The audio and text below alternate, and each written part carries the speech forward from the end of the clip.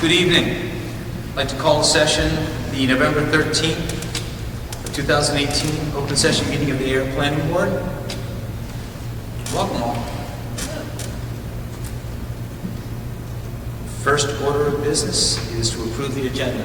Do I have a motion? Motion to approve the agenda. Second. Moved and seconded. Is any discussion on the agenda this evening? Hearing none, call for a vote. All in favor? Aye. Aye. Thank you. Second piece of business we'll take care of, hopefully quickly, is approve the minutes of the 10/23/2018 meeting. Have a motion, please. So moved. Second, please. Second. Any discussion on the minutes?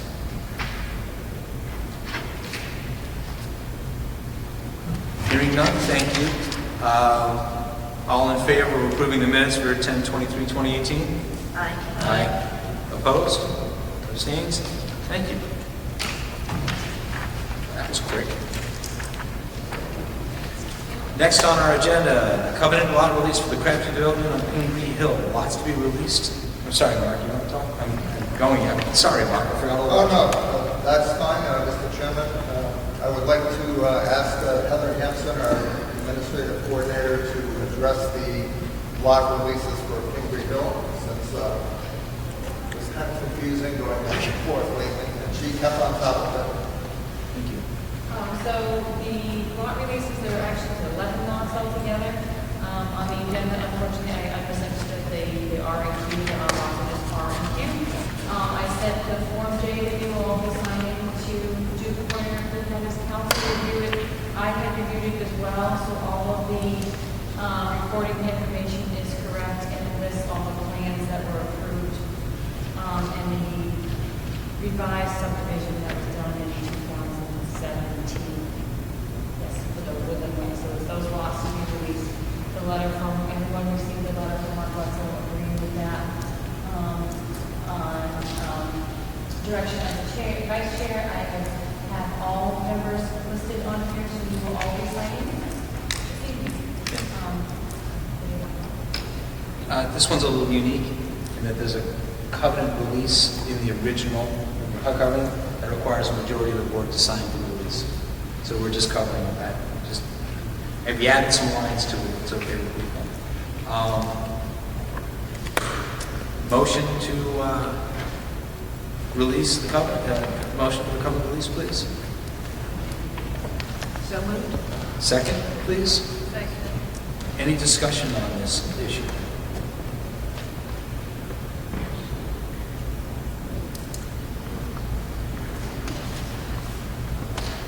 We'll take a minute.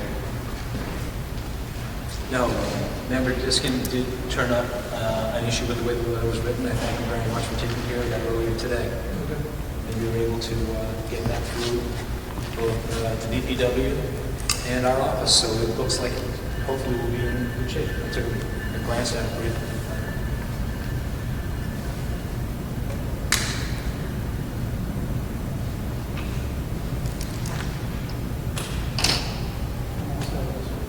Thank you very much. No further discussion. Motion to accept the Form J for signature?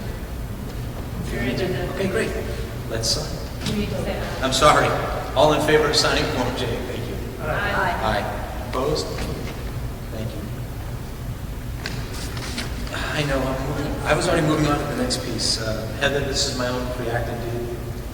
You have to notarize this, right? Yeah, I will. Okay. I'll do it tomorrow.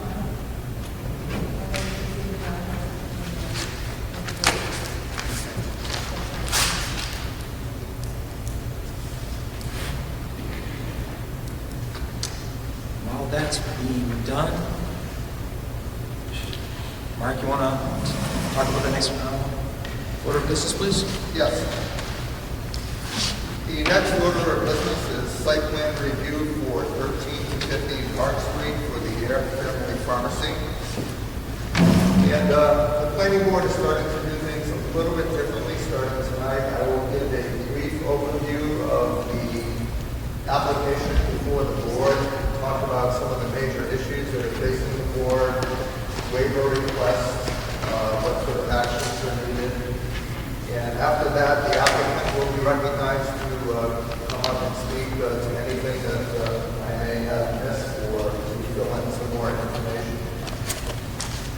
So Mark. the site plan in question, Excuse me for a second. yes, Do I need a motion to open this?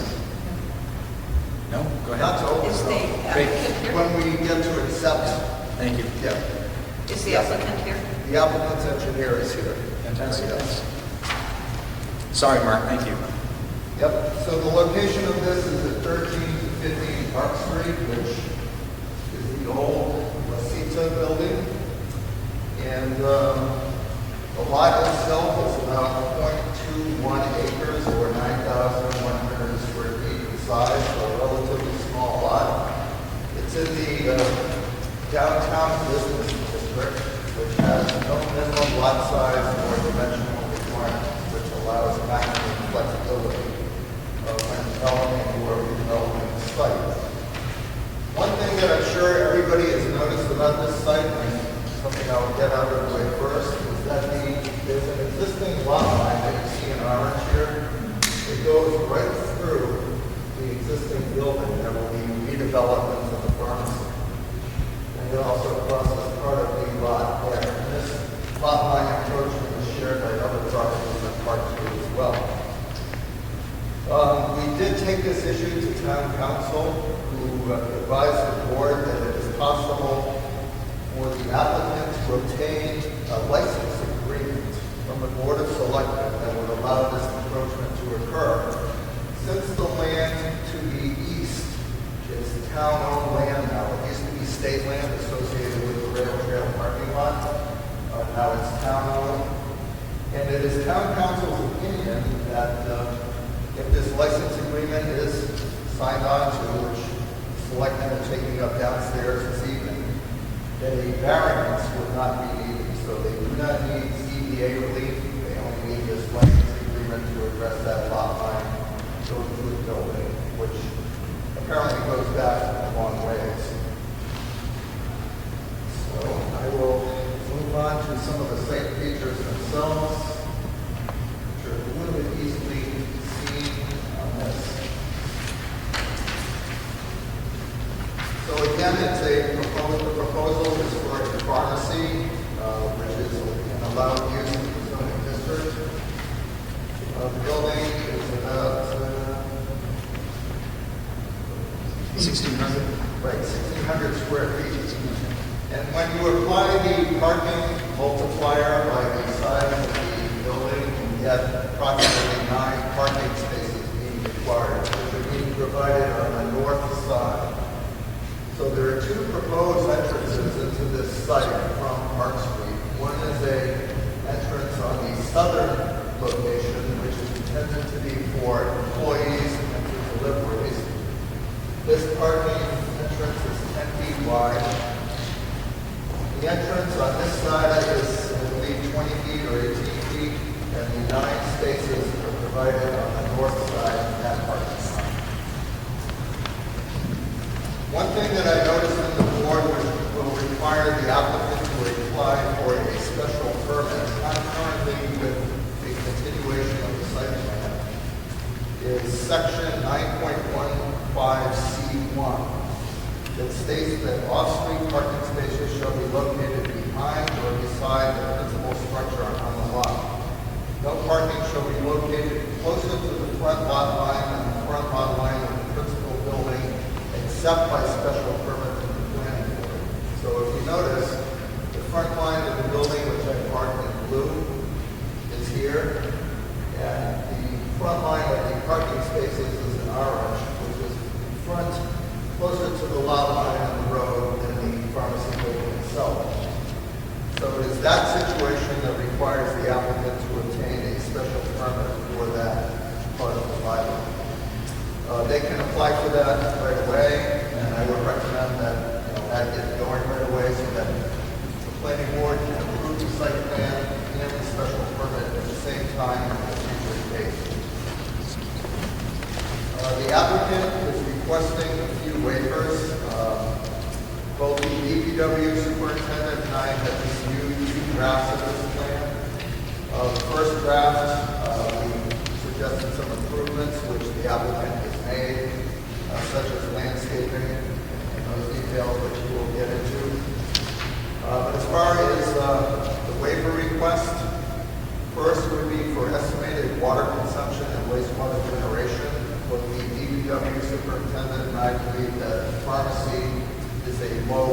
generation used to generate a lot of wastewater either, so that's a reasonable waiver to request.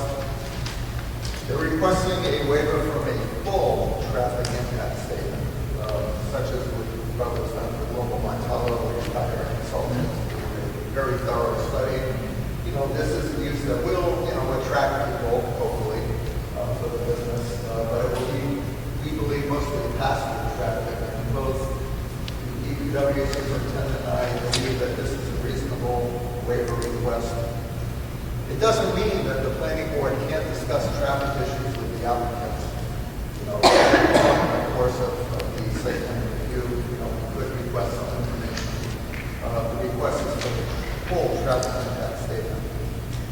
Also, another waiver request is for a full photometric plan, which is where you show how the lights that are being proposed would actually fall on the ground in terms of illumination or lumens.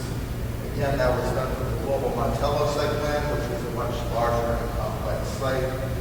We do require that, however, to provide adequate lighting for safety and for the customers.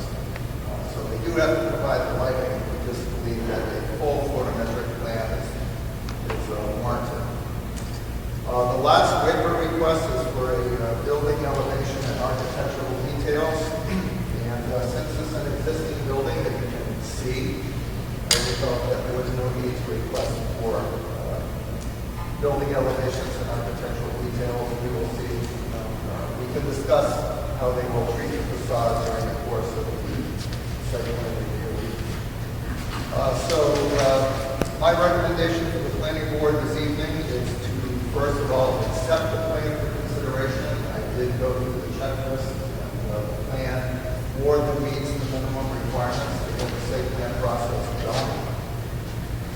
Then to discuss the issues with the applicant, and my recommendation is to continue this to a future meeting, either on November 27th or the first meeting in December that we decided on. That is my introduction to the site plan. Thank you very much, Mark. Since we're under a new will, how do you want to handle it, Jen? Would you like to be applicant? Okay. Would the applicant like to speak, please? Thank you. Or the applicant's representative, excuse me.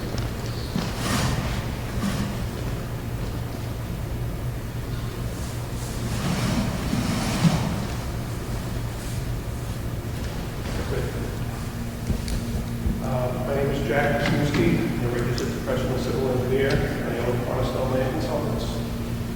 And this made it pretty easy for me because this is part of my presentation. This is the existing site. Right across the street is the Dunkin' Donuts. There's Park Street.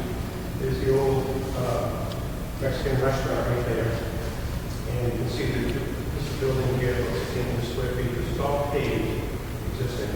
There's a little patch of pavement here. And then it's not mentioned, this pavement here, and of course this pavement is across the lot line, as well as a small part of the building, about 5 feet over here, 1 foot over there. The adjacent lot, which is also part of the site, is this is the old Charles Playhouse residential building that's been recently torn down. John Gibbons' office is right here. I'm sure y'all can make it. The site is relatively flat. Soils are very sandy. We took soil samples here, here, and here. Deep sand, pretty much all sand.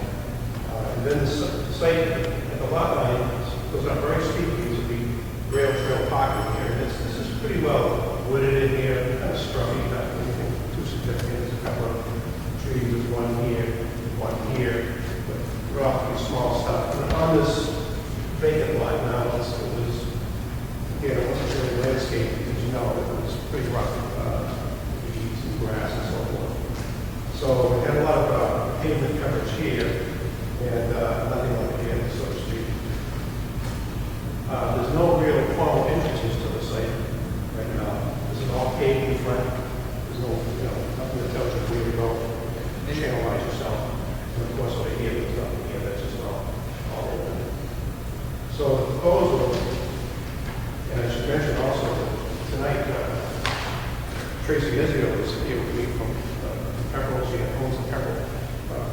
pharmacy, and she's hoping to open the here, the pharmacy here, as soon as this plan is approved. So the site that we're proposing to utilize the existing building. This parking over here would remain as is. We're not proposing anything at all on that. Mainly because if you were to take your required 9 to 18 spaces, try to fit them in there, with offsets and so forth from buildings and lot lines, you just can't do it. There's no place to park there, according to the regulations. So we thought we'd just use that for employee parking and for deliveries, and the dumpster back here for trash. So that would be kind of a utility parking area. And I closed this in a little bit here by grass and making it trim with wide entrance. So I know the regulations require 10 to 20 foot wide entrances. 10 foot would be for one-way traffic. And in this case here, people come into work, they're not going in, it's not in and out, in and out. And same thing with delivery, someone come in and deliver something to leave. So we figured a 10 foot wide entrance there. We try to eliminate as many entrances as we can to the site. We need something there, so we made that. This one over here, turns out this is where we want to have the parking. And I calculated we need 9 spaces. So here we have exactly 9, which includes handicap in the back here. And the entrance really needs to be right in the middle. And as it turns out, there's a telephone pole right smack in the middle of that. And we'd love nothing better than have National Grid just get that out of the way. As you probably know, that would take time. So what I've done is temporarily I've shown a little island right here and I've provided entrance on both sides of the adequate width. And the pole is stable. Eventually we'd like to see that go. The other concern we had was handicap access. The building is up a little bit. It all looks well on the flat site. You come up here with a ramp that's adequate for that kind of access. You really couldn't have parking here because it's kind of steep coming down the top of the site. So what I decided to do was put the handicap parking here with a slate ramp here, and then it's a building.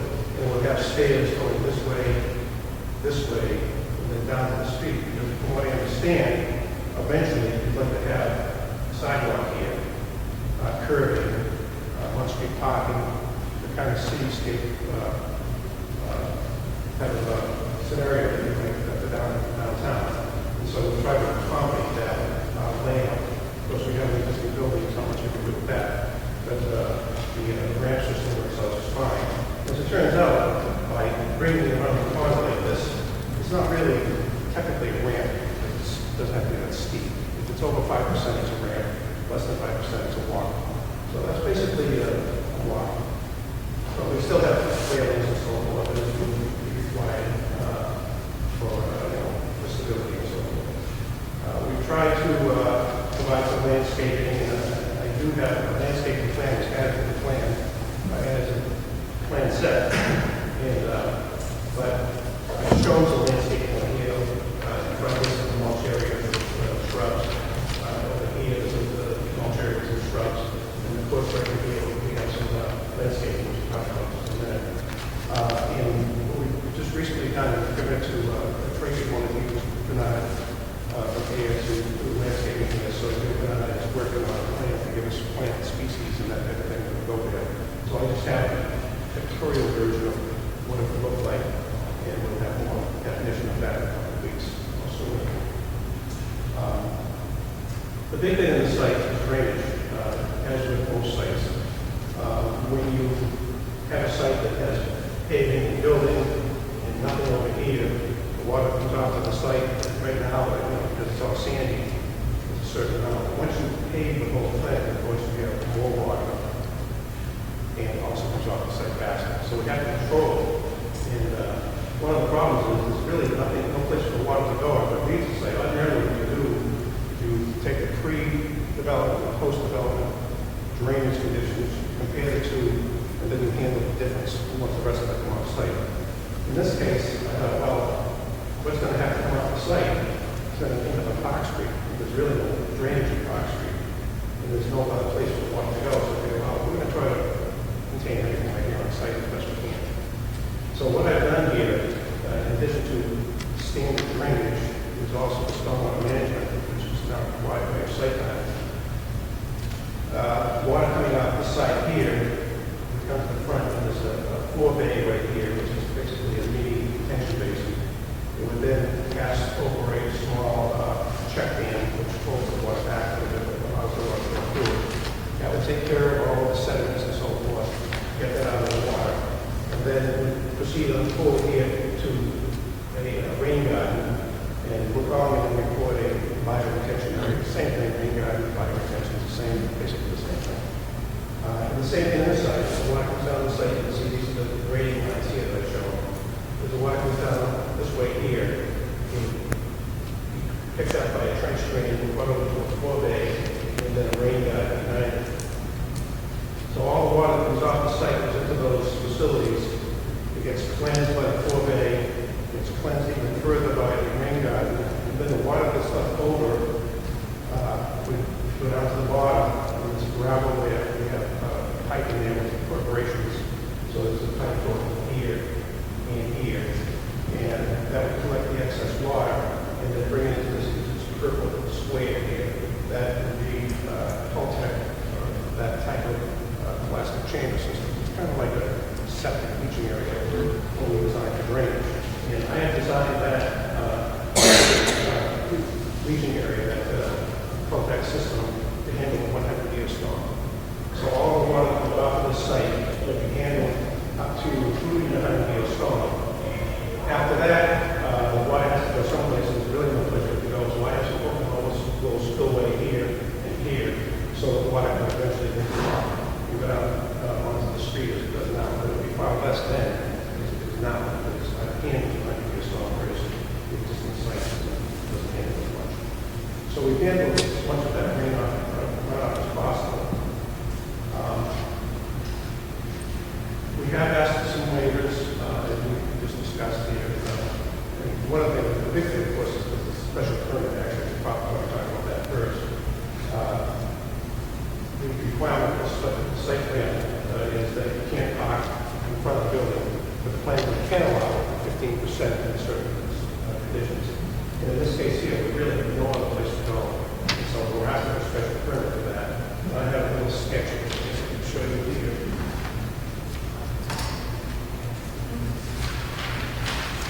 This is the same parking area.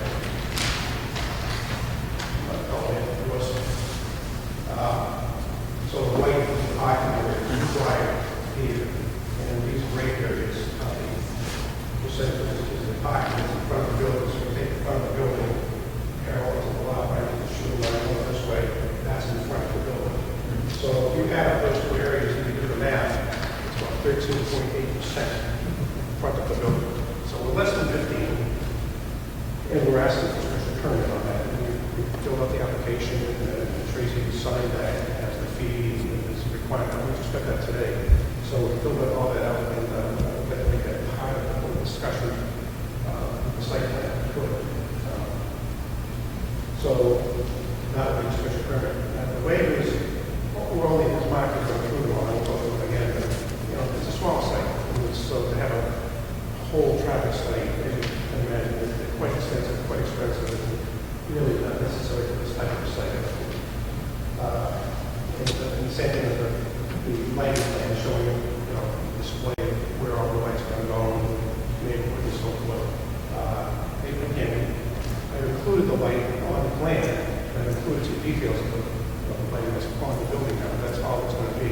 There's a floodlight here, here, here, here, and then in the front, there's a couple of sconces that are very similar to residential looking type. So it's really not going to be a lot of light in a lot of directions here.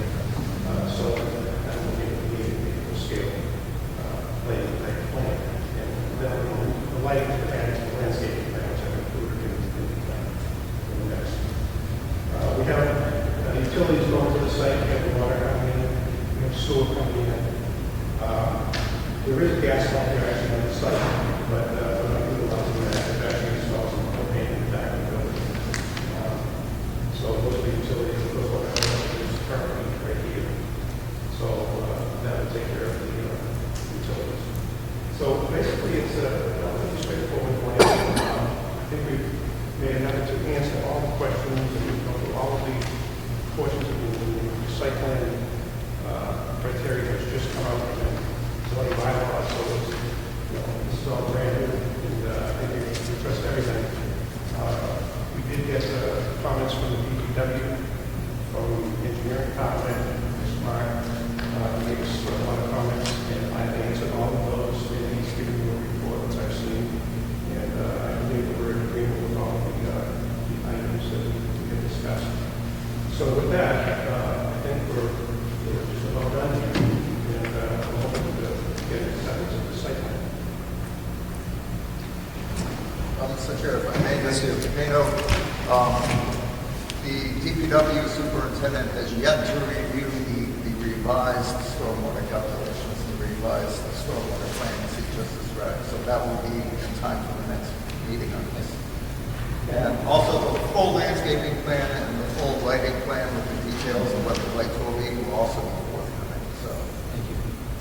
As far as the drainage goes, the drainage that is originally provided is exactly the same on the revised plan, so there really, I don't believe there'll be any further problems. It could be, so whatever they are, with the rest of those. And the lighting, as I mentioned, I've shown the existing lights that are on the building. We won't be showing you more of that, because we need more. And of course, the landscaping, I'm showing the landscaping, in fact, and you can see how it is on this plan right here. Not small. The only thing I'm going to be adding now to that will be the various species of plants, the number of plants, where you go, and that type of thing. So we'll be adding those to the landscaping plan. Thank you. Questions from the board? Do we want to go on to accept these amended drawings as the site plan that's on record and review? yes. The first order of action will be to just accept the plan for consideration. It doesn't mean you're approving it, you're accepting it. So the process can go forward, yes. I already accepted the I'd plan. like to make a motion. Mr. Diskin, I've got a motion from Member Kennedy to move to accept the plan to open the conversation. Do a second? Second. All in favor? Aye. I'm going with no discussion, okay, guys? Comments from the board at this point? I missed something about how you got the parking? That it was 13% 13.8. over. How did you come to that calculation? Because I forget, I think it was 8 or 9 spaces. So what I Two did, divided by 8 or 9. right, so what I did, in fact, I have a question here. Because I came up with somewhere around 20%. Okay, so I don't know how you calculate it, basically, I went by the definition I was describing in the site plan. The number of spaces that are required is 9, actually 8 point something, so I think it's 9. It's 9, the size of the parking space is 9.18.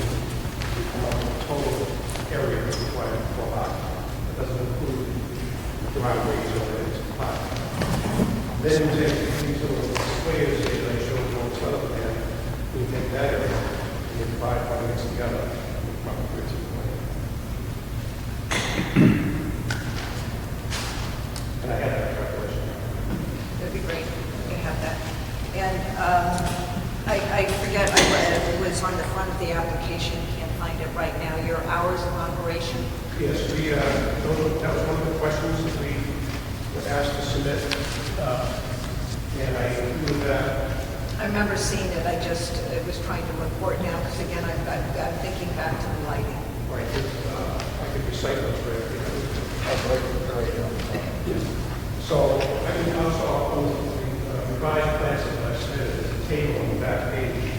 Because there was a few questions about numbers and things that kind of long in the table. So I put all of those on the last page of the table so you can see them in previous. The hours of operation, Monday to Friday, 8 to 8, Saturday, 9 to 6, and Sunday, 9 to 5. Okay, and you are going to include the lighting with the landscape plan that we'll be receiving? Yes, and the plans that have been submitted, these plans here, do include a lighting and landscaping plan. Yeah. So I didn't see that. I'm thinking in a downtown area that is more important. This plan was added to the plan set on the dates. And then drawn. That's okay. And careful, Jack, don't touch it. Right, it's not permanent. Just don't show fear, it'll do what it wants. This plan was added to the plan set, and that's good. And I put, this is a picture right here of the sconces to the front of the building. Okay. And then you have two floodlights, and there's another sconce on the side. Okay, so we have that somewhere? It's actually, there, I believe they're marked. If you go into your plans, It should be on the very, on the progress plan. on the last page. So,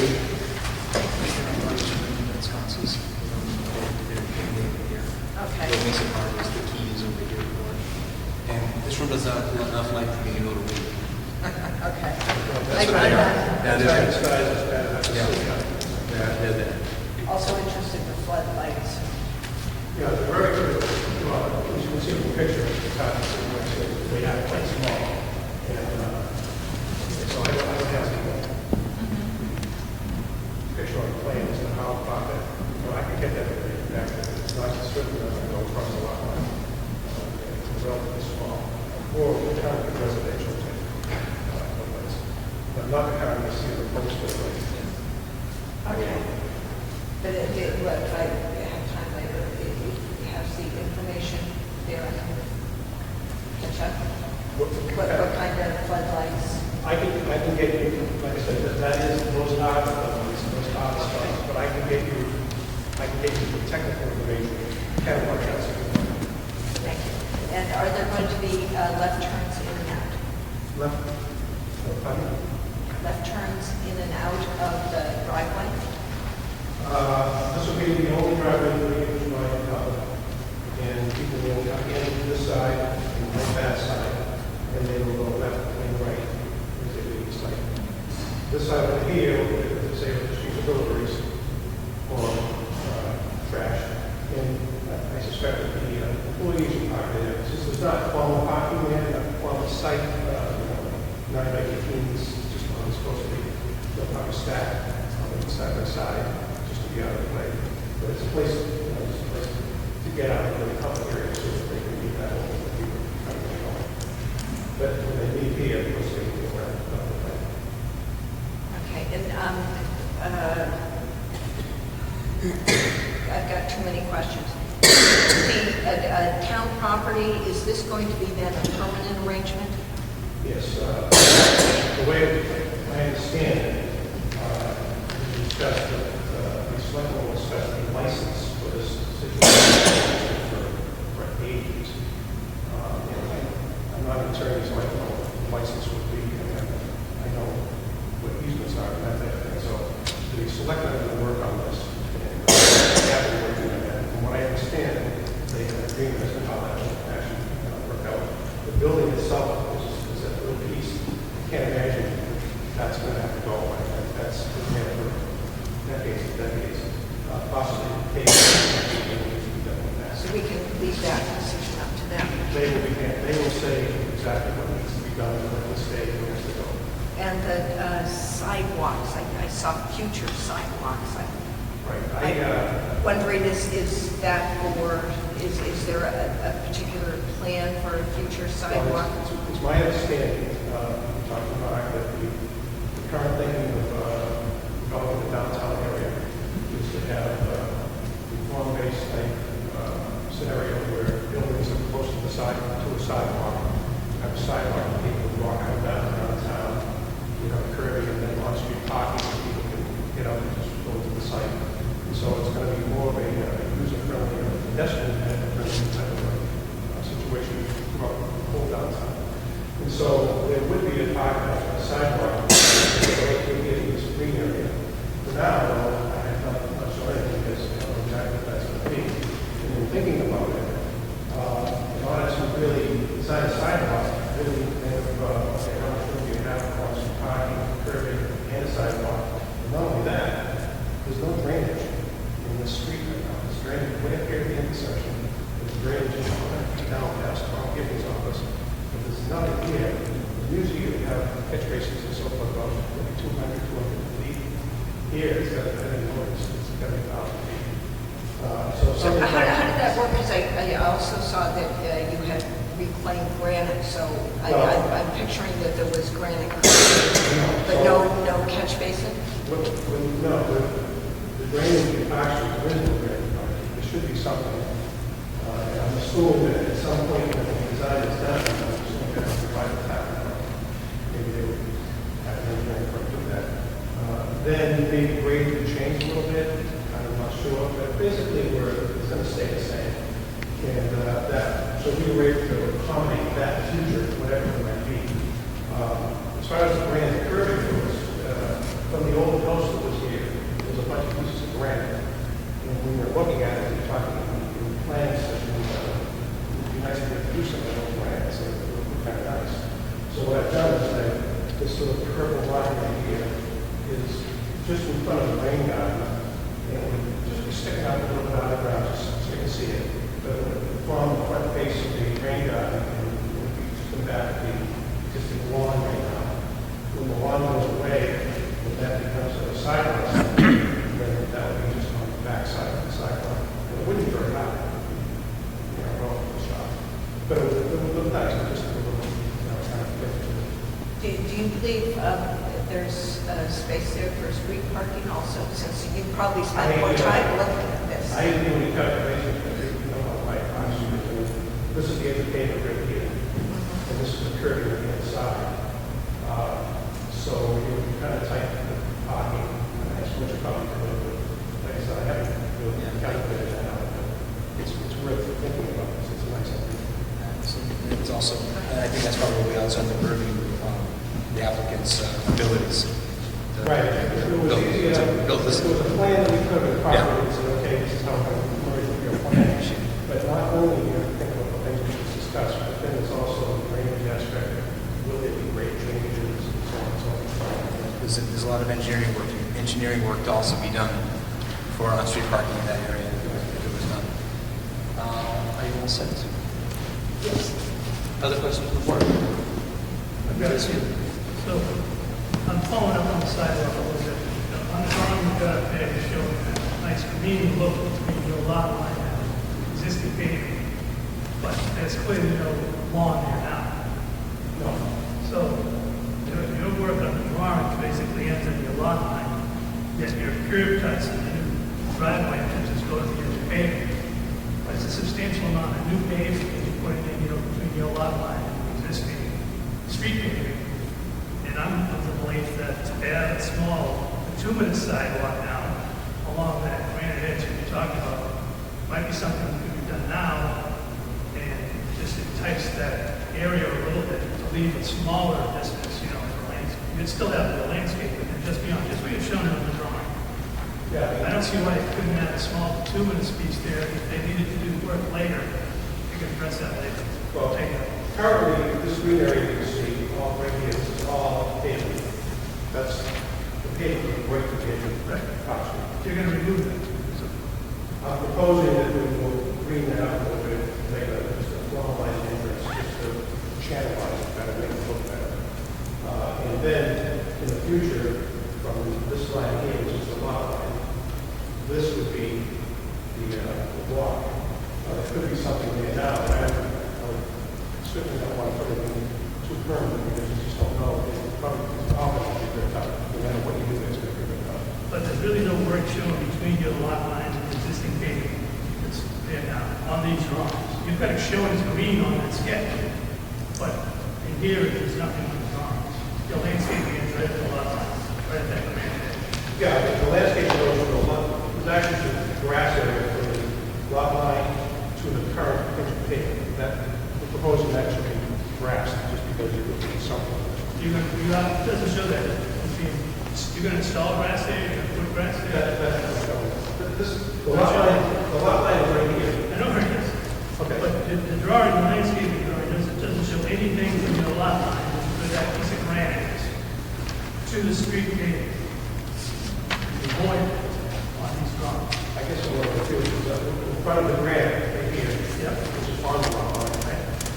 this whole, all this green area, right, would be grass. Well, it's not shown that way. It's shown on that. It's not shown on your print.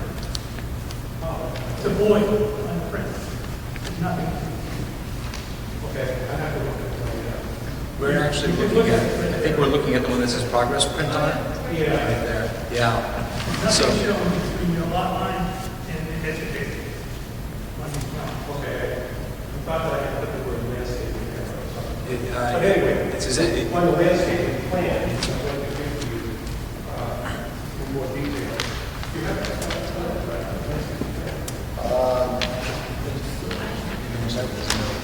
Yeah, this is it right here, okay.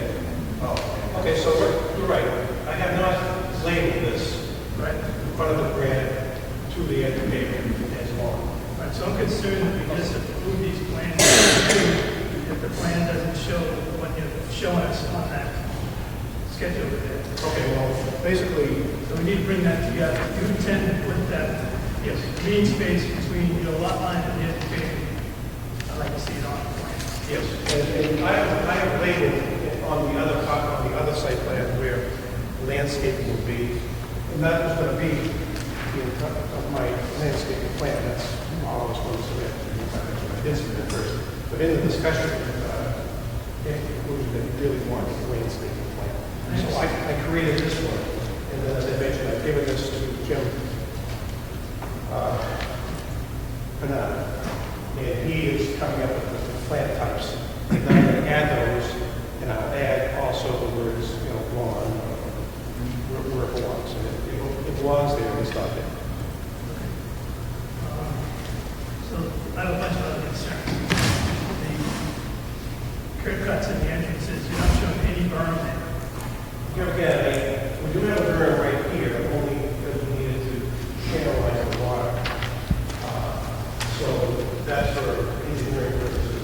All water that we create over there instead to separate the water. I hesitated to put any kind of curb to berm in those areas. Because like I said, whatever you do out here, when this whole downtown stuff comes about, we have to sidewalk and so forth. Whatever's there is a bit down. So I don't want to go fancy it because it's just not going to be permanent. So I didn't put it there. And if you require curbing in corners, which sometimes do, then that could be added. But what I have shown is what I need to have for drainage. But I have not shown it for any aesthetics or channelization. Okay, well, typically, what we expect at least not a vertical, but at least. Okay, vertical. Granite curve, not vertical, granite, the slope granite curve at minimum, so that you see a clean, entry into the site. Otherwise, people can just drive right across from the side and so forth. So that's my hesitation is because I'm not exactly sure what the plan is for the entrance. I'm just trying to show you where the entrance is, how wide it is, that it doesn't actually conform to your site plan requirements. However, if you want to enhance that by adding some better definitions, you can take a look at that. Make a comment on that, or? Oh. Yes, we should discuss that with the DPW supervisor.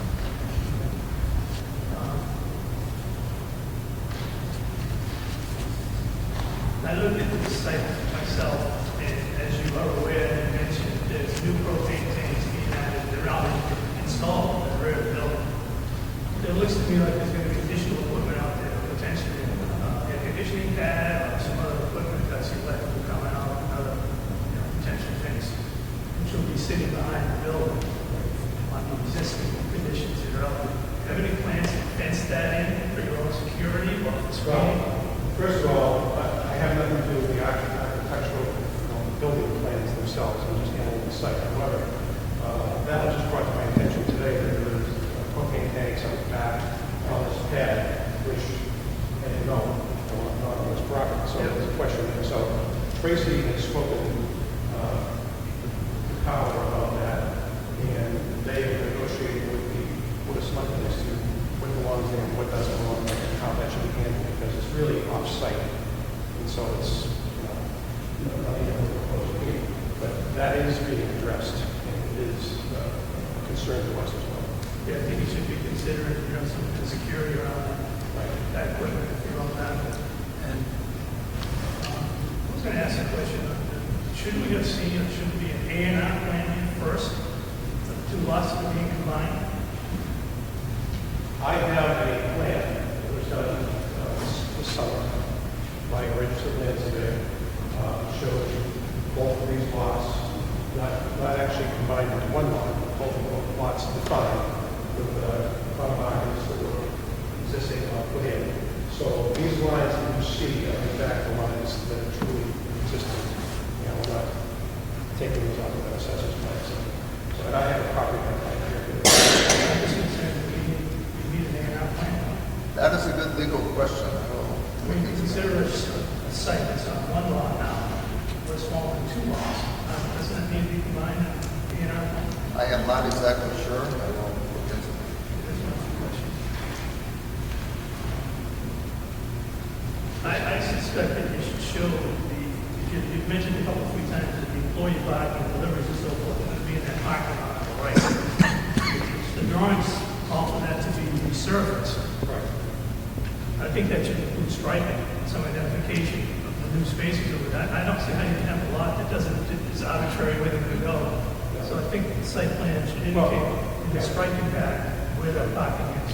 Yeah, we no problem at all striking this in the way the intent is that's so I want to make a point to you. If you look at these spaces over here, these are 18s, and they have to be 8 feet from a building and 10 feet. You try to draw those over here, you just can't.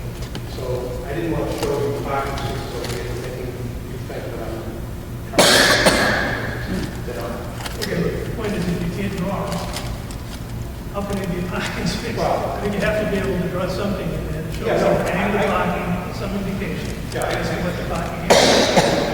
That same thing with deliveries, I try to, make a little back up against the property and delivery. So I try to treat it as a regular parking lot, which it would. I just didn't show the space, but I can certainly add strength on there, as I done over here. You couldn't possibly make that. Well, the point is, if they come to work, they're going to come to work, and they're going to use a space over there, somebody's going to be parked at the angle. One, I think, you won't mind, you want to know how far.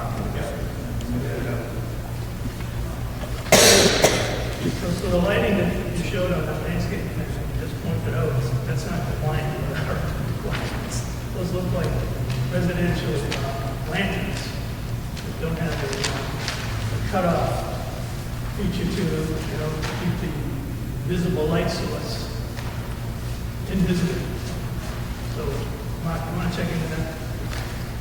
These fixtures they'll shed the light directly out after the building. We're supposed to have a cutoff fixture. You can't see the light source from the street. Yes, we want to make sure that it's full cutoff lighting. And these ones are there. Okay, well, as I mentioned, just by looking at the building, you know what those lights are going to look like. But I guess they can say, they're just regular responses you see on the side of many commercial buildings, residential buildings. And they're not much bigger, they're relatively modest fixtures. But that's not a problem. But again, you said there's going to be some floodlights too, which is, Yeah, well, I'm not saying it's good, because they're powerful, that's the wrong building right now. They're just like this big. They're not, these huge things you can see. But they would shine off into the parking lot. Like I said, I can't afford information on those. Last I heard, thank Mark and Mark Wetzel for their reviews and comments that they did between the time the drawings were submitted to this meeting tonight. So I thought that was pretty amazing to analyze it that closely. There was a lot of deficiencies here when these plans came in, so I think these guys have that. Well, we sent out 2 times. Analyze. They gave us a shopping list, and I got to work. actually, Mark's been working with with Jack and the applicant for this for a little bit of time. Thank you for bringing it to us as completed as it is. One of the other concerns I have is I see how you do all the drainage, I understand all that. the fact that the construction of the drainage is virtually, again, right on the location of the future sidewalk, I thought that you had a point well taken by putting that granite edge right in front of the building, that someone could build against that in the future. But that, what if you considered putting that granite all the way to the edge of the lot line? So on the other side, you have the other 4-bay and so forth. Yeah, well, So that slope is protected. we were asked to try to utilize the granite someplace because, just for aesthetics. And that granite there is all the granite there is. So I went out and measured each piece, how much we have, and put it all right there in front. And instead of one end to the other, we bring it out more. So over here, I don't have anything that's set back a little bit more, and then I have the slope here to go down. So it's really not, it's not necessary for drainage purposes, it's more aesthetic. But it would help substantially in the future if the sidewalk was built there to protect your work. Because just like you said, if it's a grading issue, they have to cut into your site. They're going to be working right in your drainage area. So I'm concerned about that drainage. It's right up against the lot. It's right up against the lot, right? So I thought that was a great idea you had in front of the building to put that strip because it becomes a definition for your lot. But it also protects against construction in the future. So could you consider if you could get more of that material or something like that to extend that beyond? That could be a notion to add here. This is not really very long, so I think it protects your work. It defines it clearly. You've made a consistent look across the whole front of the site from the street.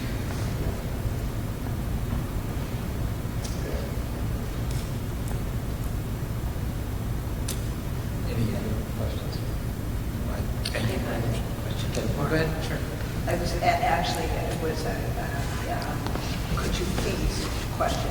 I'm just, I know we're waiting to hear from Mark Wetzel for his opinion on the current drainage plan. And I was going to look up what 13% extra pavement runoff would be and just see if that probably doesn't affect anything, but just curious. like I said, Mark Wetzel and town engineer both reviewed this page. This is not the drainage, this is the drainage. They reviewed already. I don't know if they have more comments to make. Well, bring this up specifically. Right, sure. And as far as the additional pavement in front of the building, it's simply a technicality of the site plan review for, pavement parking that's in front of the building. That is all taken into consideration in the drainage. It's not like it's added or anything that's part of the drainage.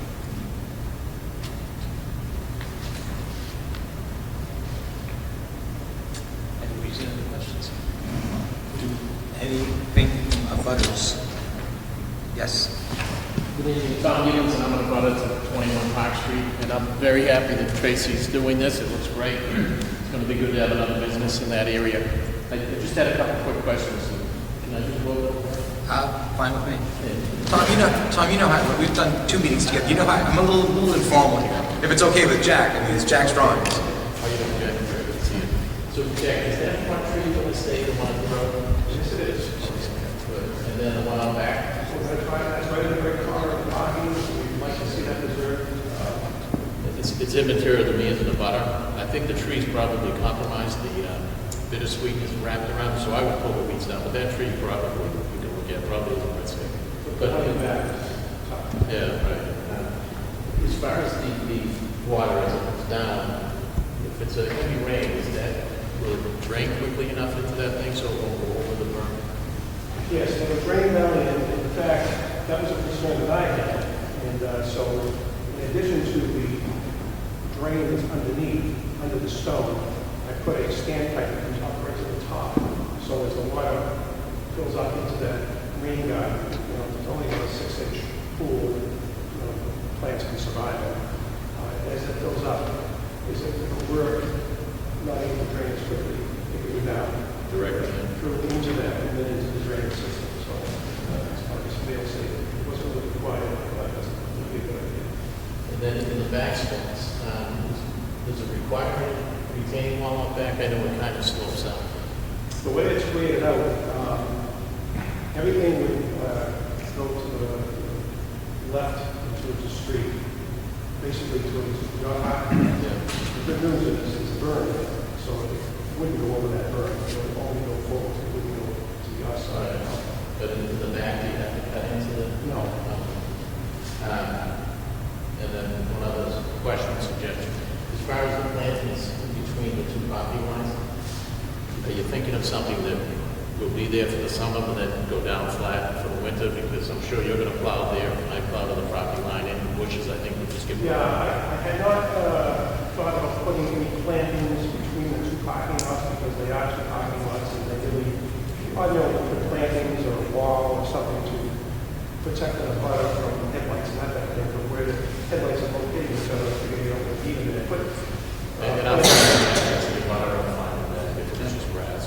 And that's what I had planned on doing there, and I have shown on the regular site plan on this bigger one, very snow-storage areas, and right, there's a bunch of places we have. So, All right, well, thank you very much, and I can't wait to have you there, Tracy.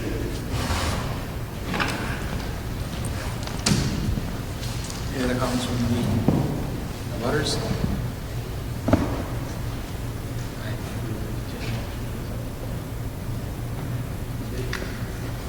I'm at a loss. What's the next step? The next step would be to decide whether it should be continued. Because it's a site plan with a special permit, they have 90 days from the date of the application. So we have plenty of time in which to hold this, to complete the hearing process. My question is, if November 27th with Thanksgiving, the week before, if we want comments from Mark Wetzel prior to the meeting, it might be kind of hard to get them next week because it's only a 3-day work week. So I was thinking that maybe the first meeting of December might be more appropriate to continue the case. But it's up to the board.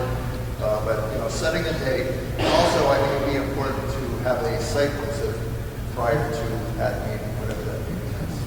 Thank you. I'm just going to lay out some. We're up against a calendar that's full of events that we can't control. Our next meeting is December 11th, I believe. Our first December meeting would be December 11th, which is a town election. So we can't hold a meeting that evening. We're in the holiday season. Some of our work schedules preclude us from meeting on lots of different evenings. So one of the things we'll be doing at the end of this meeting is figure out when in December we're going to meet. So if you can be a little bit patient with the board, we'd really appreciate that. I take Mark's comments about getting this all done in the next few weeks would be a challenge. Is that also something that is amenable to you all? Well, I wouldn't be expecting a lot of additional comments from Mark Wetzel or town engineers since they have reviewed the plan pretty well. However, they may. So we were scheduled, I thought, for the 22nd, which would be, it's only a few weeks away. But whatever the comments might be, I'm sure that I can address them pretty quickly. Because I don't think we're going to have anything to meet. Thank you. So I would prefer to keep it on the 27th. But if we can't, then I would ask them to the very earliest time after that. I know Tracy is very anxious. She's got the interior pretty well done, ready to go. It could snow tomorrow and all that's off. But we never know. It could be a mild winter and we could get going pretty quickly. So she's very anxious to get in here, and I'd just like to help her do that. Thank you. Site plan, site wall. Yep.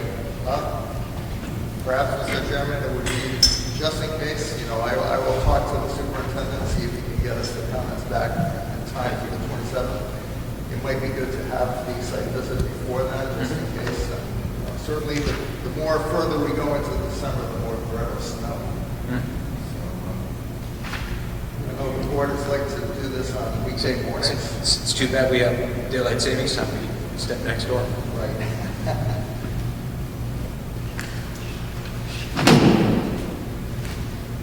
Well, to answer your question about weekdays, as early as possible.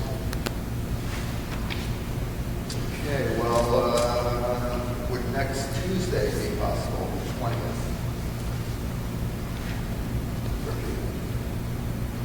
could make it, what time would you like to meet?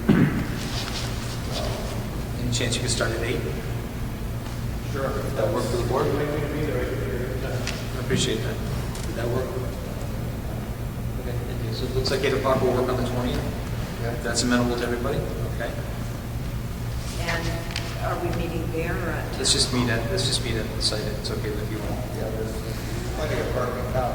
Yeah.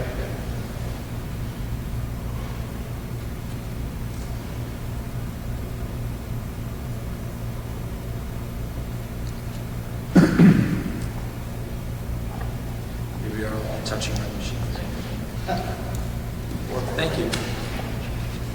Jack, thank you very much for your presentation this evening, and thank you for working with Mark. I knew you guys wanted to get here a little while ago, but I have a feeling that you guys doing the work together between then and now has really helped us Yeah, move a little longer. This has been great. We don't have a lot of feedback so quickly. We oftentimes get feedback when it's late before the meeting. We're trying, So it's worked out great. yeah, so thank you. I'll say it again. We're trying to turn that around, so people aren't walking on quicksand anymore. Yeah, so it's been good. Thank you very much. Appreciate it. Yes. Please do. Yes. Motion to continue this to the 27th of November, 2018. Second? Do we have a second? Thank you. Any discussion? All in favor? Aye. Sorry? Oh, we have to I'm take sorry. that. Didn't hear you again.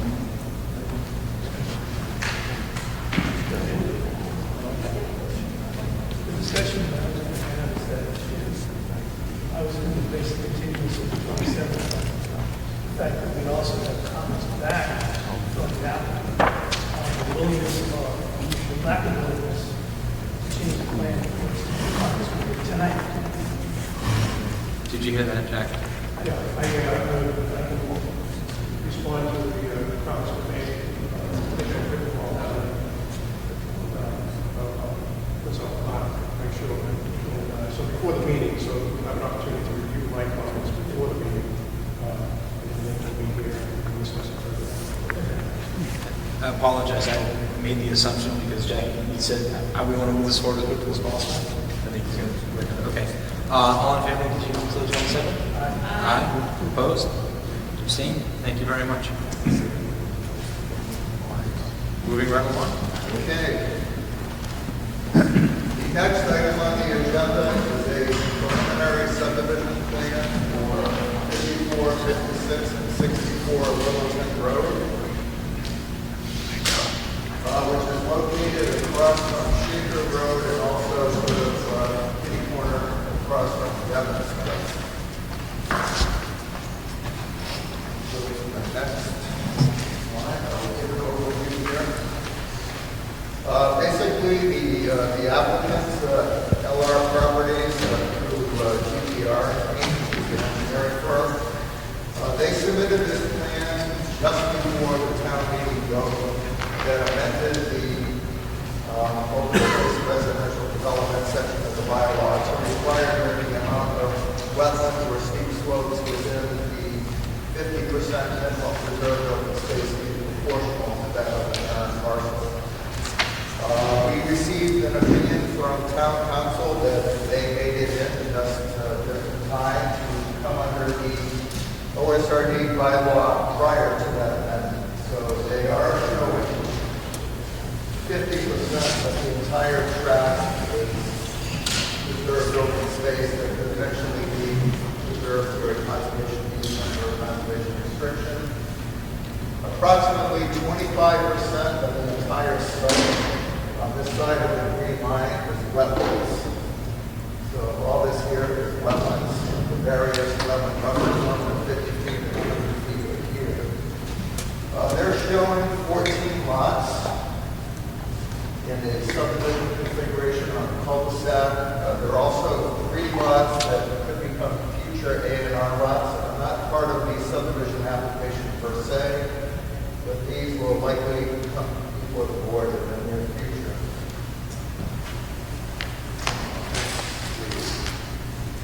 A preliminary subdivision plan really is meant to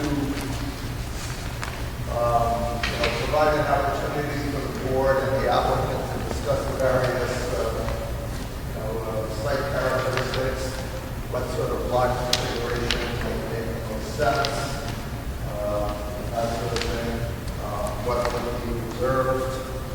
The planning board has 45 days to decide on a preliminary subdivision plan, which is relatively short compared to the amount of time the planning board has for a special permit or a site plan. So with that in mind, the planning board would need to act on this plan either as positive recommendation or negative recommendation at their November 27th meeting.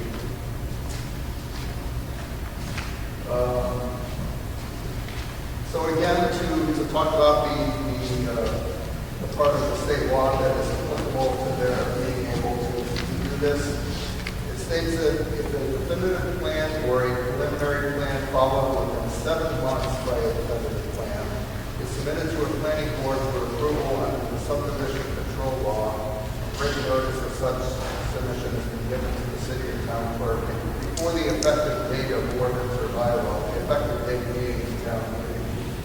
The land shown in such a plan shall be governed by the applicable section of the zoning ordinance or bylaw in effect at the time of such submission.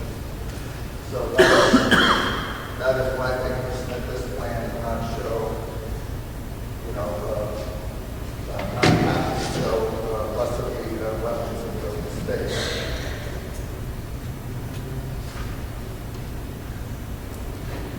So it's fairly basic. Actually, according to the map that is within the OSRD section of the bylaw, they would be entitled to more lots if they so desire. They're showing 14 lots in the subdivision per se. Technically, they could go up to 28 if they wanted to. Of course, that would mean much smaller lots.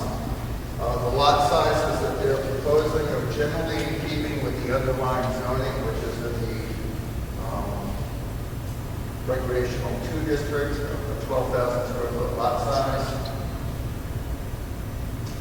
And, it's fairly basic. Oh, another key piece of open space and residential developments. We're going to hear more from this when we have our trainer, Jeff Lacey, who will be speaking about OSRDs and natural resource protection zoning in general, is the conservation analysis. Part of the package is written in our bylaw is that the applicant must prepare a conservation analysis which identifies the most important parcel pieces of property from a wildlife or vegetation or natural resource point of view. They did this report through Oxbow Associates. It's still being reviewed. The Conservation Commission, according to our bylaw, must review that and get their written comments back to the planning board. However, because this is a preliminary subdivision plan, which must be acted upon within 45 days, and the Conservation Commission is not meeting until after that date, they will not be able to get us written comments on the conservation analysis in time for the preliminary plan. But it's my understanding that the applicant intends to file a definitive plan, more or less in keeping with this concept, so that they're vested from the zoning change as soon as possible. So it is possible to obtain the Conservation Commission's feedback on the conservation analysis prior to a definitive plan, but in this case, not the preliminary. However, the applicant or his consultant can describe what they have found through the conservation analysis. As far as my recommendation, this is coming under the existing subdivision regulations, which are quite old, which we are currently revising. They're not completed yet, but they will be, and they'll be much better than what we have now. But according to the checklist for preliminary plan and our regulations now, this plan does meet all the required information for a preliminary plan to be submitted. So my recommendation is that the board accept the plan for consideration. Again, set a site visit prior to the next meeting if possible. That site visit may actually help us to envision the information that's in the conservation analysis. And I recommend that we hold off our decision on the plan until November 27th in order to do the site visit, also in order for me to make sure that nothing is missed in terms of issues that could be pertinent to this plan, especially as it goes to the definitive plan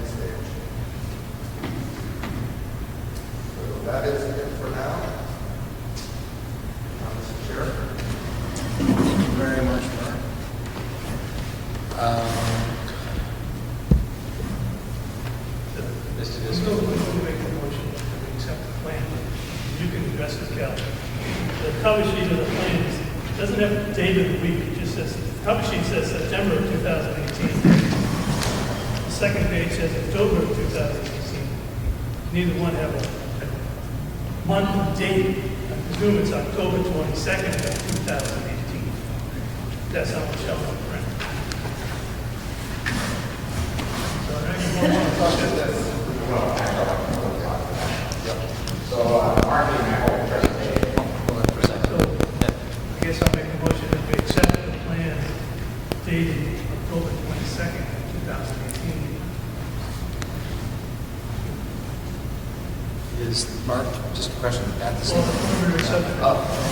Yes, that plan should be the same one. Okay, great. Is there a date on Is that? there a full date on that? Cal, Yeah, it's some, just October 2018? it is, yeah. Okay. And the paperwork for the actual application says October 22nd. Okay, so my motion is to accept the preliminary subdivision plan for an open space residential development, 54, 56, and 64 Littleton Road, MS, submitted by GPR Goldsmith Preston Annual Inc., dated October 22nd, 2018. Do we have a second? I second his motion. Second, thank you. Any discussion? All in favor? Aye. Opposed? Thank you very much. You stole all your thunder, didn't you, Cal? Pretty much. It's a new world, man. It's a new world.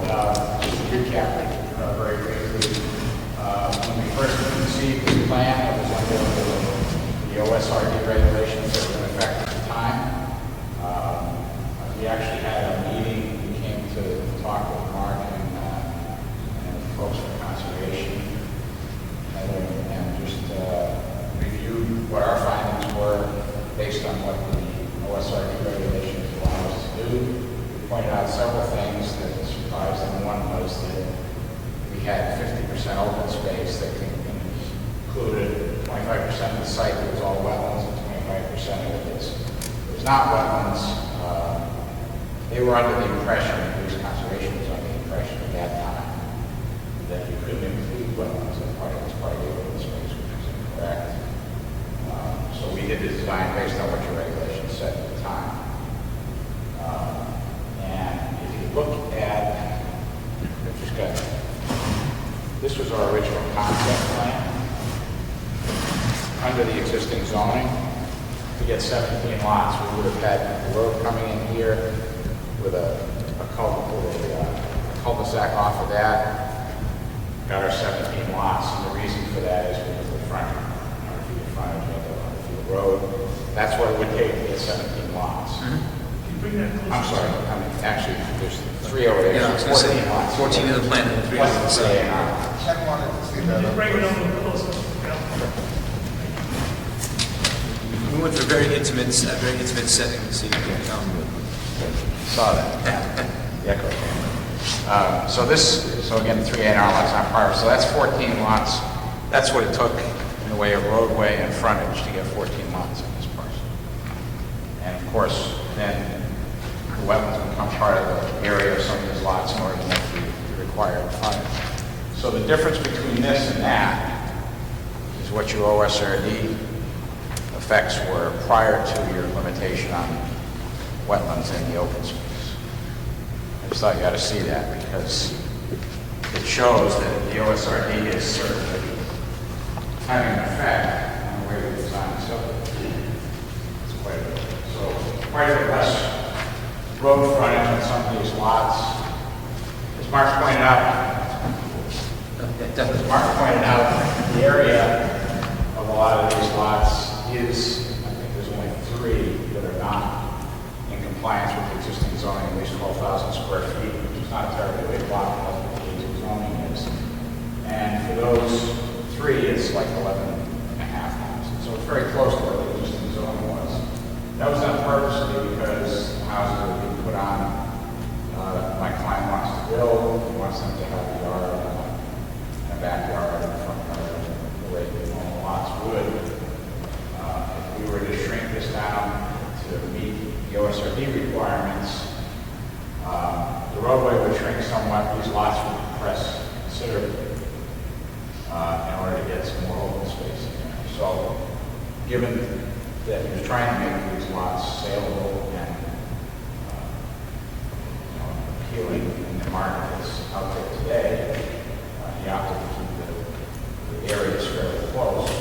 But it did result in a roadway that's only 500 feet long now, and able to get all 14 lots on the roadway, and still have 50% of the site preserved as open space, half of which is wetlands and half of which is upland.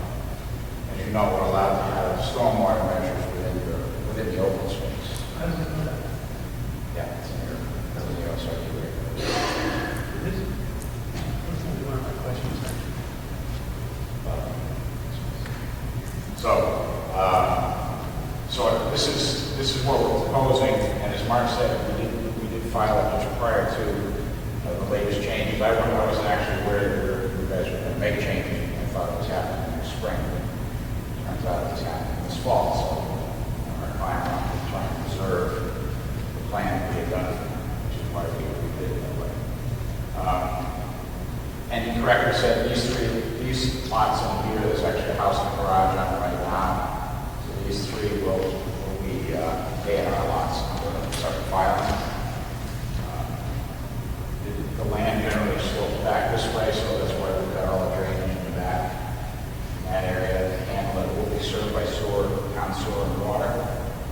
There will be a force main, because this is up to a lot of the streets, so it'll be a force main pushing out to the sewer there. Water. As Mark also pointed out, you have the conservation assessment from the site done by Oxbow. Very briefly, what it divides it into three types of resource areas. The high value is the wetlands in the buffer zone. The medium value is the upland that's not been developed, and then the low value is the upland that has been developed. And it's basically just a line there. Line across there. So high, medium, and low value. So and that's basically what we expected. So we say there's no pools or conservation habitat, rare species habitat on the site. It's not an ACDC.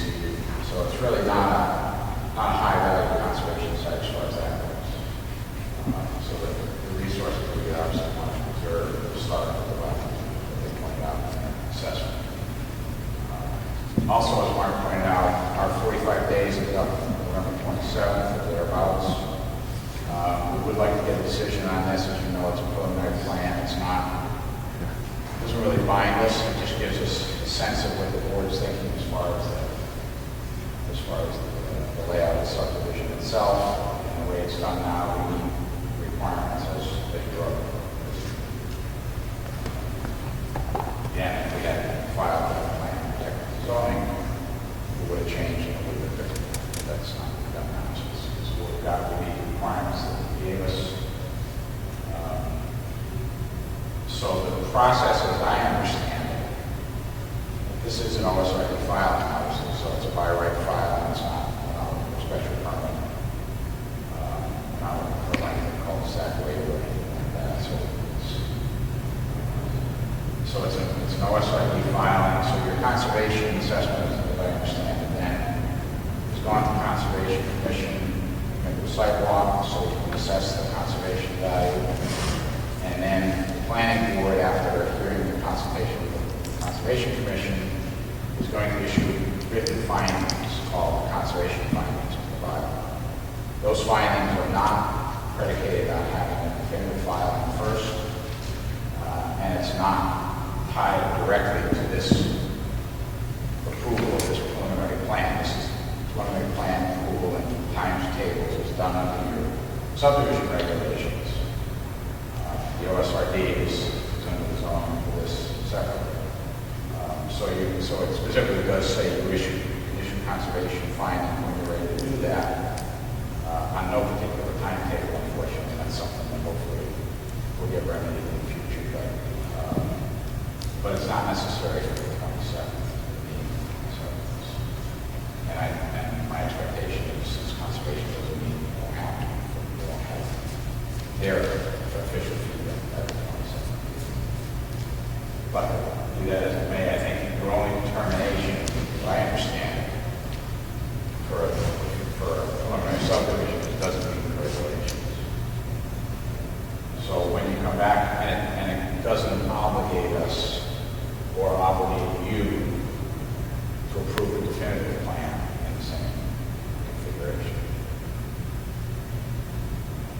certainly hope that that's due.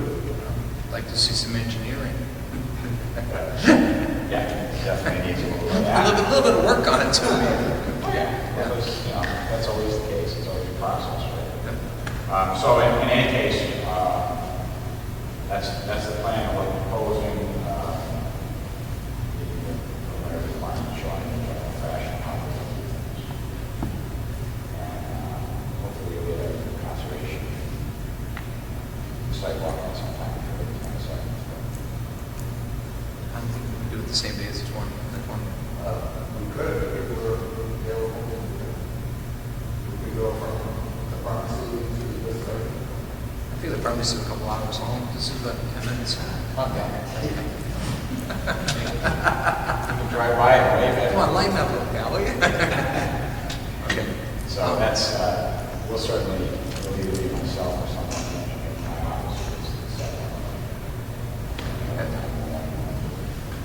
Would you be able to meet? Sure, if it works for you. Let's schedule the 20th. We'll work out the actual timing with Mark. Sure. But probably plan on close to 9 o'clock. Yeah, probably not an hour pharmacy. 9 o'clock on the morning. The hour the most. I'm going to push us to go faster than an hour on the pharmacy. Yeah. I gotta be at a meeting in Stowe by noon. I want to get there. Okay. Yeah.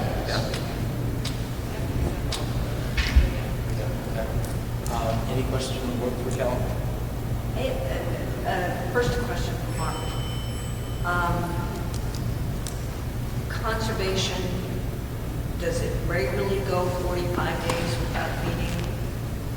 Is this going to be an ongoing?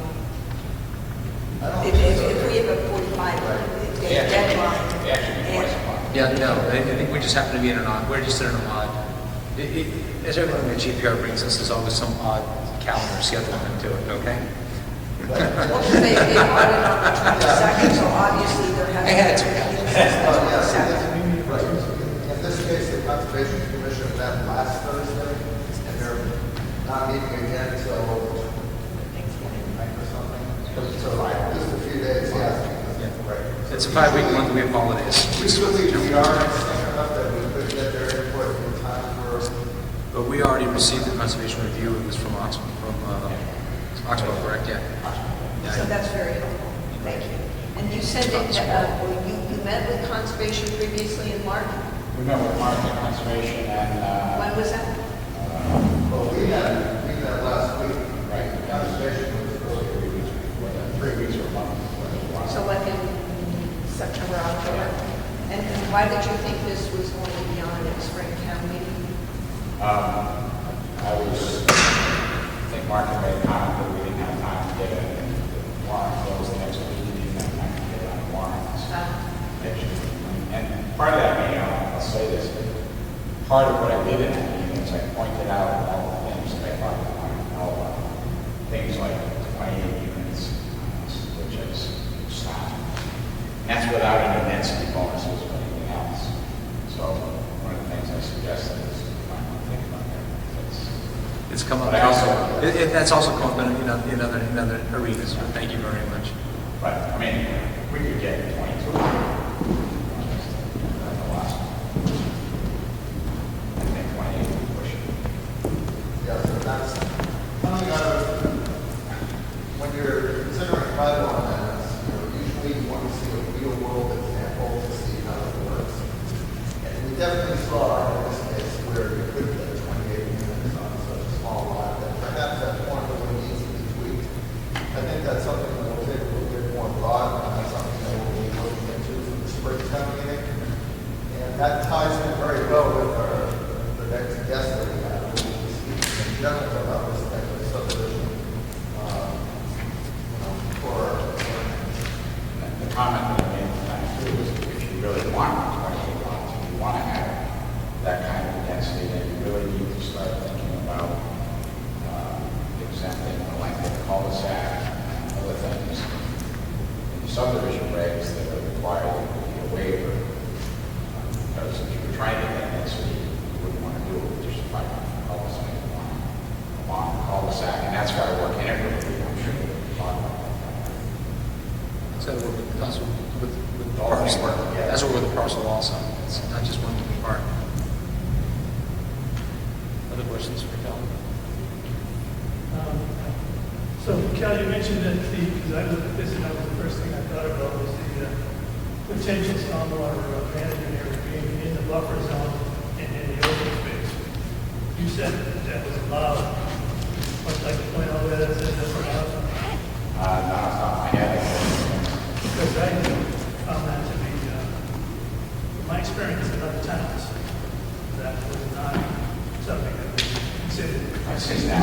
My estimation is construction, that's construction, it's disturbing the open space, so I would interpret that as being. I've seen it in a lot of towns where they'll allow you to do something like that, they won't let you put structures in for active recreation, but they'll allow things like stormwater management. It's obviously not a pool, but it's using the earth as a retention area, structure wetland or something like that. It might make perfect sense to have it in that.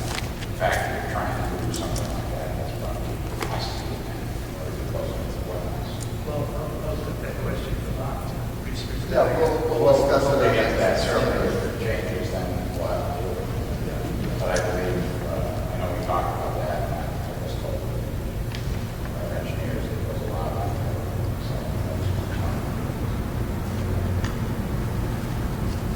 And it may be the kind of thing where the plan would make a lot. Yeah, well, I don't know, I'd have to. This is a general question.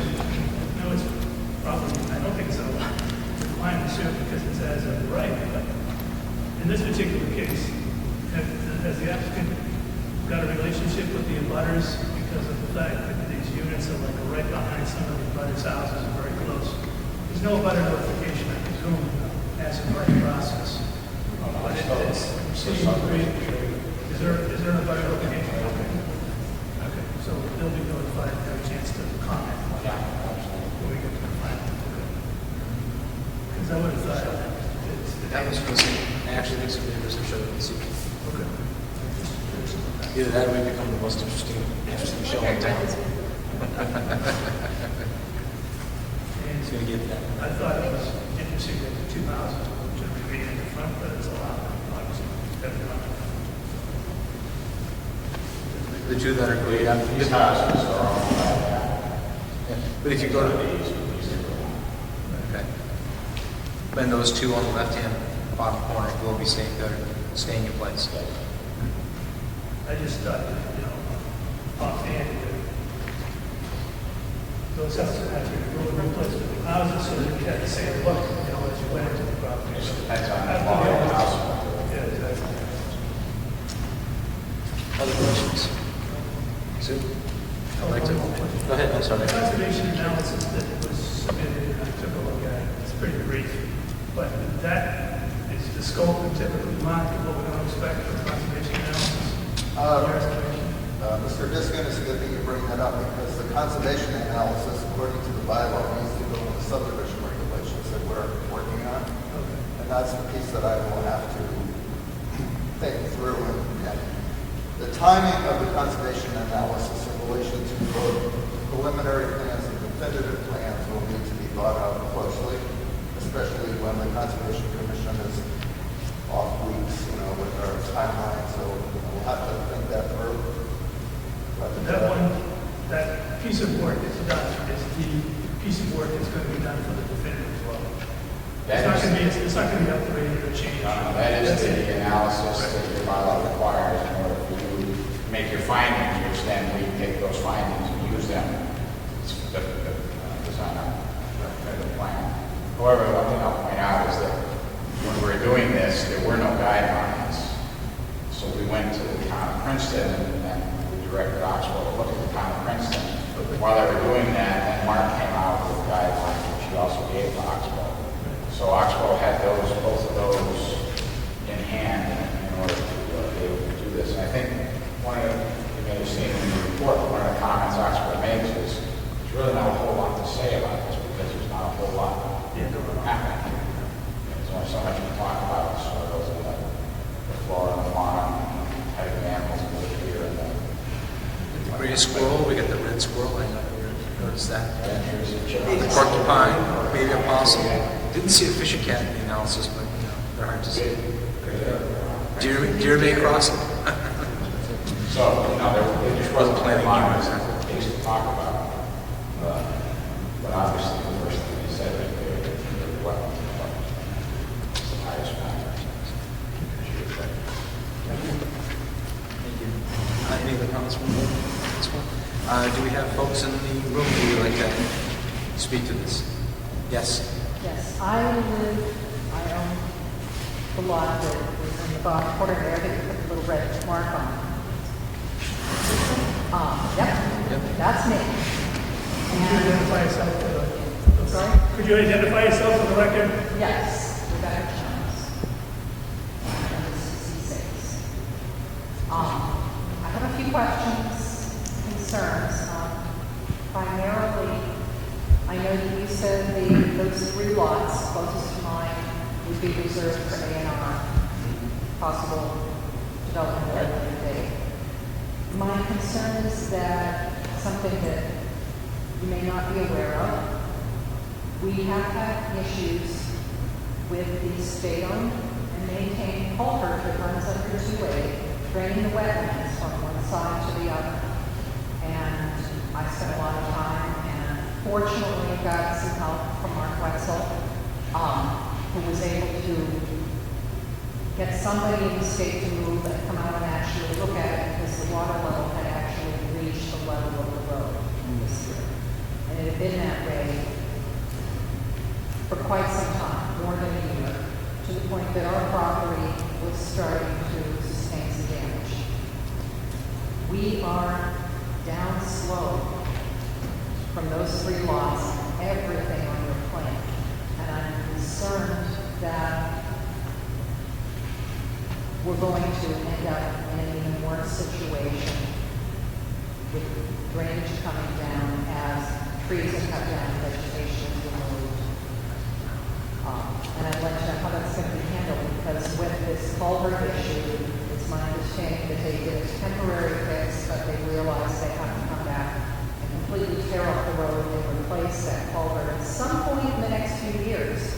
In the meantime, that whole area of wetlands, until they drained it last year, they drained it 6 feet of water.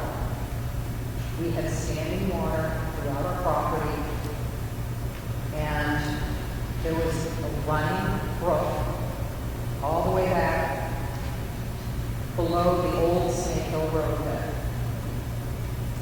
And when there's a lot of rain today, for example, I can show you photographs.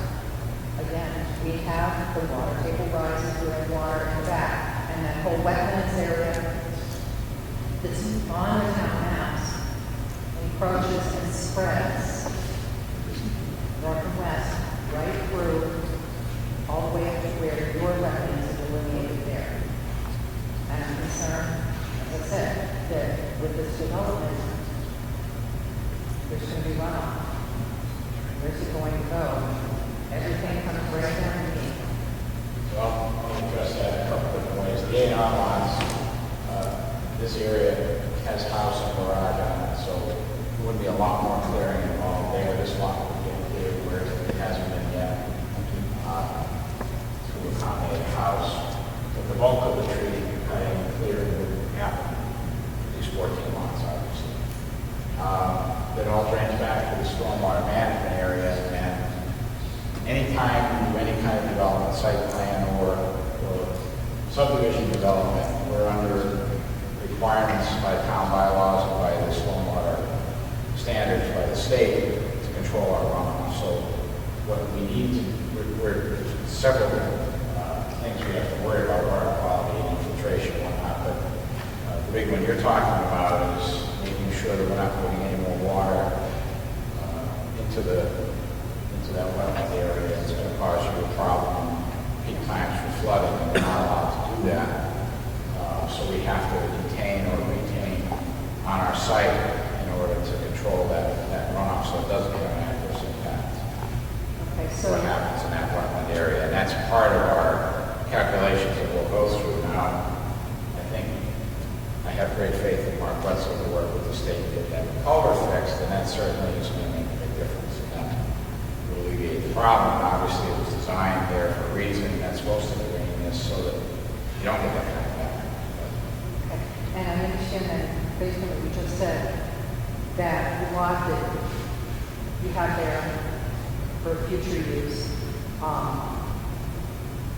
it's not going to be at this point, at this stage of your plan, you don't plan to do anything with those three right now, where the house and garage are. Well, I'll actually, no, I'm going to use you that notion. These three lots are A&R lots. They are actually probably going to get developed for the rest of the project. Okay. Because the process there is, approval not required, means approval not required under the subdivision control law. So that as long as we meet area and frontage requirements on a town-owned or maintained road or a state road. Okay, I took that as meaning you weren't going to develop it at this time. No, it's going to be done under a separate process, which is basically, we give a plan to the planning board. They have 21 days to look at it and see that it's got the right frontage and it's got the right area. And then when they sign it, all they're saying basically is you do not need approval under subdivision control for those three lots. They're allowed by right based on the zoning. I would assume then that you would be clearing the trees that are there. now. Certainly, we're clearing trees around in this area and some over in this area.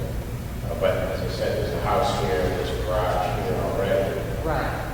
So it's in this area here. Right, and that actually slopes down into a small culvert. That is. Yeah, I mean, that this property whole thing is culvert. sloping. This whole thing is sloping down this way, which is why the house is oriented the way it is. Right. So And are it's you probably aware a that lot. there's utility line easement? It's, technically it's on my side on the property line, but it runs underneath that stone wall that's there and goes all the way back to the railroad tracks for National Grid and Verizon. So. Well, I know there's a sewer easement right here that serves this house that's sold on three easement. Yes. The other one runs straight where we're clearing the streets. And it just follows that line back and all the way back. Well, and we're not going to clear right the property. Probably clear, we still have to be able to get in there and work around. We're going to be on a slope, that's going to be something. Sorry about Another question of concern is that unfortunately, part of the problem being in Pingree Hill, but with the number of houses that have been built, the cluster rate, the new condo development going in Shaker Road, we have a medical marijuana facility opening up in the world. We have an issue, and I honestly don't know who can address this.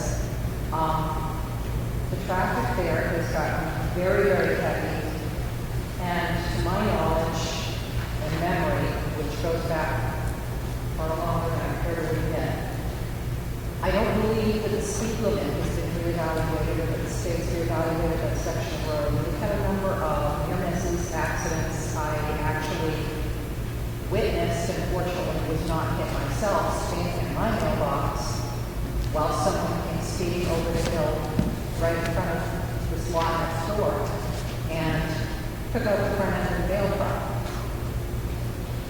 And we had, a few years ago, we had somebody come across and hit a big pine tree that you guys may have noticed when they went out and did this plan. That's on the border, on the edge of the lawn, between that lot and the wooded area before mine. We've had a number of accidents along that stretch between Shaker and Old Farm Way. And it's pretty bad, there's no street lights. So I'm hoping that maybe with these additional houses, since it's going to be even less safe, maybe somehow this can be a catalyst for getting the state to come in and reevaluate if we lower the speed limit. And I know I've spoken to Mark Wetzel about streetlights, and he's got it on the list. There's no sidewalks, we have a number of people, pedestrians, as the population's increased there. We've got kids getting picked up with school buses. So, just that safety concern, I would hope would be somewhere present in this. Certainly, maybe something that the town wants to talk to the state about. I think that's the way it has to happen. Certainly out of our control, I think we could facilitate it, but Well, there's a couple things on the A&R lots. I can't think of the name of it right now. We're asking for sidewalks and things like that now. We're asking for them. does it connect to other sidewalks going down the road? Conversation we'll have later. But this is, just let me, Littleton Road is state road at this point? Do we know? I believe it is state road at that point. Yeah. As a body, I don't know that we have any impact on that road at all. Happy to talk to you. And happy, as a neighbor, happy to talk to you about maybe where you can go with it. It can be a challenge. It's unfortunate, and I think we're seeing a lot more cars in general in this area now. A lot of truck traffic. A lot of truck traffic's been skewed out that way. We recently changed their driver's Ford was going to get the gas station next to it. It's now been spun around the corner. I'm not sure if that's a good idea or not. That's the applicant's choice to use that space. A lot of truck traffic going out there. The traffic itself is going up. I actually come out Snake Hill Road and try to take a left there some mornings. It's a challenge. Yeah. It's a challenge. Other questions? Are you all, Rebecca, correct? Yes. Yeah. Are you all set? I think so for now. I mean, well, one last one. What type of houses are going in here?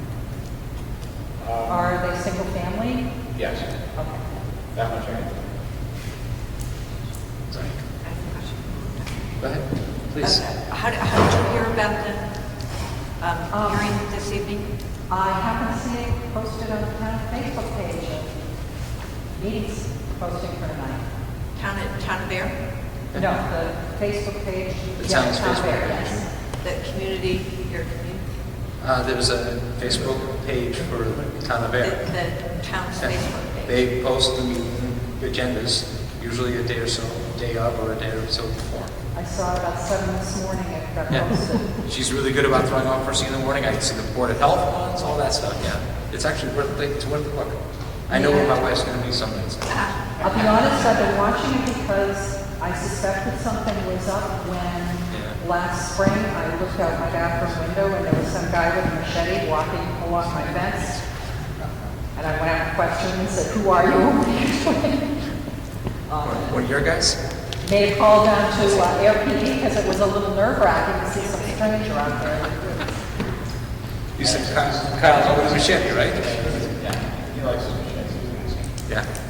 He's a big guy with a machete, too, isn't he?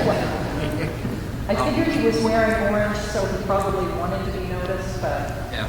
and I did warn him about the bear, so it was there. Other questions? Yes, sorry, yes, please. Question, question was, the 60 road and also the butter. Are those the lot lines? Yeah, Your lot. and also the question is why this wasn't formally notified to the butters? I know somebody. Again. Why this meeting wasn't formally notified to the butters? Why is it Yeah. a formal So- process? That was actually, and Mark, by all means, jump in and let me know if I'm incorrect on this. Plans can be brought to the planning board as preliminary subdivisions. Okay, I mean, just in a general law, preliminary. This is an OSRD, but preliminary OSRD. there's really nothing on here we can act on except for accepting there's a preliminary plan right now. There's no engineering, there's a bunch of work that hasn't happened, but this is a process by which, how do I put this nicely? People who want to do stuff on land can start the process of doing it. The formal abutter notification is not a requirement of that. I think we can go a long way, the good or the bad of that. We've actually discussed it a great deal. We as a board, and I'm going to speak for myself, would like to see more. I used to be less, now I'm more. And then there are situations where the butters have been notified about things and didn't realize that it was going to affect them and never showed up. It's a little bit of a process to educate people. But as it goes forward, there will be, when a butter notification is required, they have to do it by registered mail. They actually have to return to us the cards about the stuff they sent out. There's a whole process involved. You'll also get notice on the notice of intent from conservation. Yeah. I'm thinking this no notice thing has gotten out more butters. We'll talk about that. It's pretty funny. We sit in empty rooms, and that's why we ask, how did you find out about it? So. I found out the same way as you did Facebook. Yeah. Because we have to. It's a requirement. Newspapers will exist for something, I'm sure. Other questions about this? And accept this too. Ask for a motion, I think. To continue to November 27th. Ask for a motion to continue to November 27th. Okay. I'll make a motion to continue the preliminary subdivision review of 54, 56, and 64 Wilton Road for the next planning board meeting, November 27th. Thank you. Do we have a second? You got it. We'll get our numbers up. We'll get it better. Motion, I moved and seconded. Any discussion? All in favor? Aye. Opposed? None? Thank you very much, Calvin.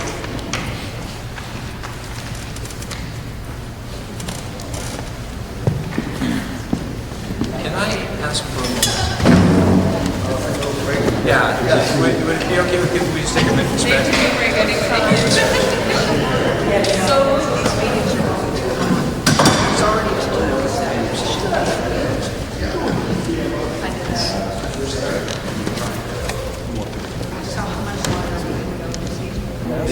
Everyone was surprised what I was saying, like wherever it was there. It was there. And so what happens is, all these captions get brought on. They already have them over in the water. No, just ISIS. Let's do this, sir. Order. I'd like to call us back into session, please. Can I ask you every conversation to step out of the Great Hall? The acoustics here are pretty bad. I'm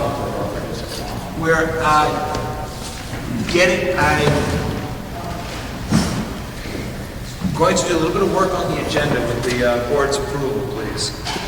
It's getting later in the evening, and Sue Kennedy has to leave. We do have some time to spend on a presentation about natural resource protection zoning, which is part of the OSRD. However, I'm going to step over that and take care of a couple of pieces of business before it gets to be too late. I'm also going to skip the town planner stepped out for a moment. On your agenda, if you go down, you see a new planning board member. Jonathan Krantz has been very patiently waiting in the audience. Jonathan agreed in the past to be a alternate member of the planning board should we need a planning board member. Mark and Alan Minoyan reached out to Jonathan over the last couple of weeks. He has submitted a letter of intent to the Board of Selectmen, and I've lost Sue. We are hopefully going to, in order for Mr. Krantz to be appointed to the board to fill the 5th seat, we need to have a joint meeting with the Board of Selectmen. The next scheduled meeting of the Board of Selectmen, I believe, is December 4th. Yes. And they have agreed to put it on their agenda for that evening. Our numbers are down right now. We have 4 members. I am unable to be at the meeting on December 4th. So I would ask that you all check your schedules and be available to come to the meeting on December 4th so we can have a quorum in order to get our 5th member on the board. I understand that it's a holiday evening. I know it's a holiday evening because I'm running a meeting somewhere and I keep getting reminded of that evening. So that's one. Secondly, December meeting dates. I'd like to take care of these two if we can right now. Our next meeting after November 27th is December 11th. We usually schedule a Tuesday evening meeting. We're up against the town election that evening.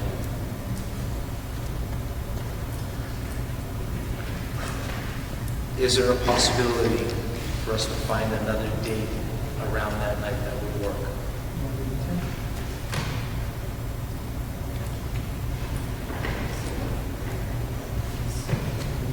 Mark? I'm open on the 10th. Proposal Monday the 10th for the next plan, for the first December planning board meeting? That works for me. Okay. Thank you.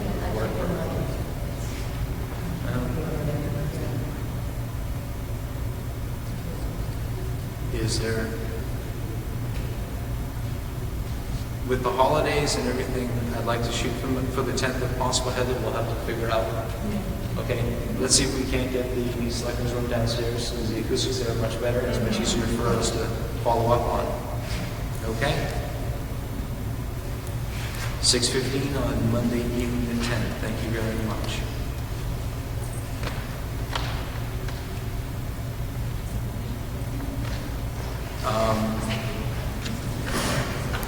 The second meeting of the month. Mark, do you know if we'll have an agenda, we'll have enough work to meet?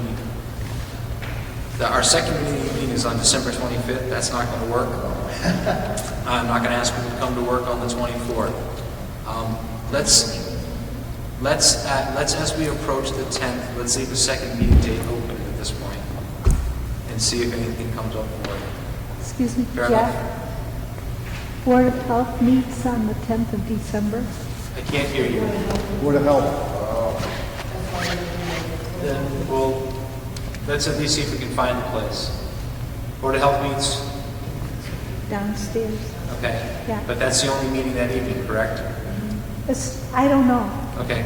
I don't Well, know the we're going to answer. do so if you don't mind, look at the 10th. How about the 12th for people, Wednesday the 12th? Sure. Will the 12th work for you, okay? Okay, let's look for the 10th or the 12th. We'll look for a space for us, okay? Yes. Yeah. So, Board of Selectmen room, if possible. Preferably. The acoustics here are horrible.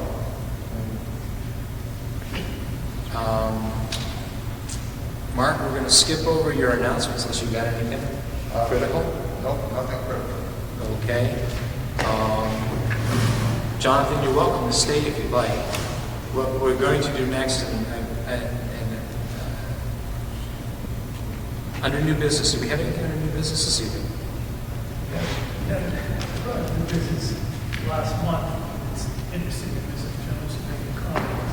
What I brought up was whether we should take a look at A&R plans that are on Route 2A because of the fact of site distances and whatnot. And I asked the question of the board, and I think the mind, because the question was to follow up and find out if they have any way of controlling safety as far as A&R laws are concerned. I'm pretty sure I brought that up the last week. I didn't see it in the minutes, but I brought it up on the business.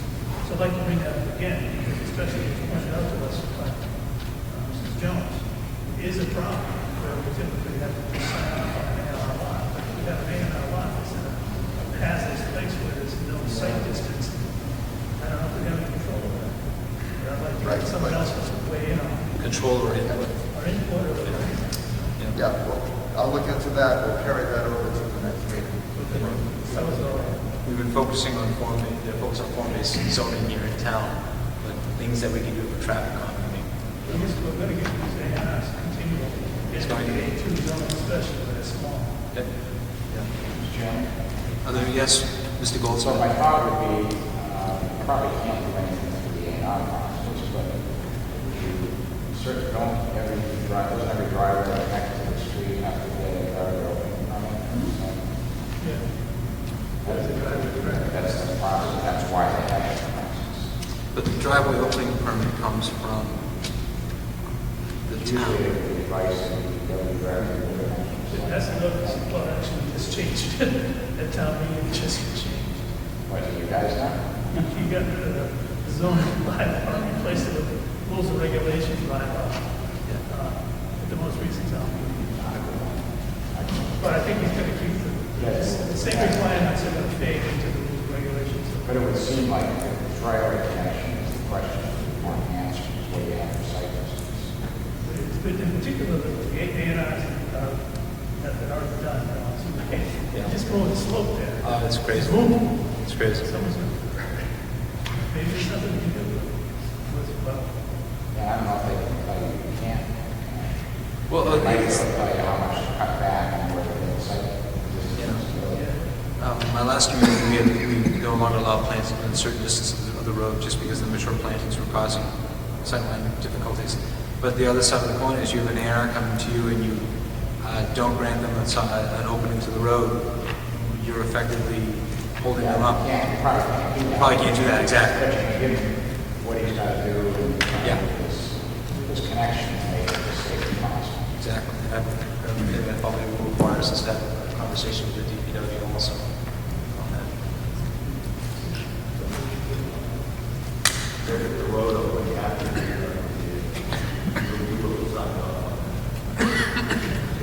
I'm sorry. the road opening will come after you're done moving that, and they'll be seeking the building permit, and that's when they have to deal with the right of way. Exactly. Put them on a state road, I don't know how you, that's it. Denying access would be the only challenge, and that you would be putting them under some sort of financial duress. That's part of your AR process. You don't have real access to the lot. Yeah. Like if you have a guardrail on an entrance on an exit ramp or something on a highway, that's not considered viable access. Let's not revisit access to lots right now. That one's still fresh. Okay. Thank you. Okay, I'd like to introduce Jeff Lacey to everyone. Jeff Lacey is a colleague of mine. We were at UMass grad school together back a long time ago in the late 80s. God, it seems like a long time ago. And Jeff has been very instrumental at the state level in planning, and he's a recognized expert on open space residential development and similar sorts of planning. And I invited him here tonight to give us an overview of OSRD and what the latest thought and practices are in relation to that. And hopefully give us some insight as to how we can improve our processes. Jeff? Congratulations, you guys gone. You know, you went 30 years ago, got the hardest working and planning business.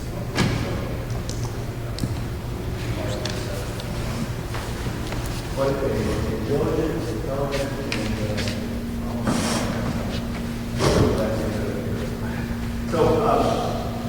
I'm going to keep this very brief. This slideshow is designed to take it right from the very beginning and explain to people what this situation and how it can be improved and get into NRPZ. You already have amounts to NRPZ bylaw. There are some issues I have with it, and I've gone through it and critiqued it for Mark, point out some soft spots. But you have this model already, as was developed by Jim Barrett. This originally came along between 2004 and 2008 in the town of Shrewsbury, which is where I live and have been on the planning board for 22 years. My colleagues Bill Russell and Bob Ritchie, as the attorney, and I developed the model over a 4-year period and first passed in 2008 in Shrewsbury. It's passed in a whole bunch of other communities since then. And most that I've heard of passed with pretty overwhelming majorities. So let's see where this goes. Those kind of signs. This is the subdivision. This is just a standard subdivision. And all this really is piece of land. Don't touch it.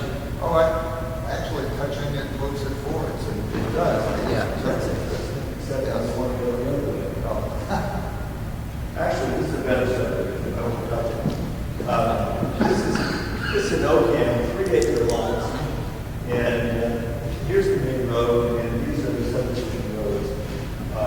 And really all subdivision is simply laying out roads to create frontage.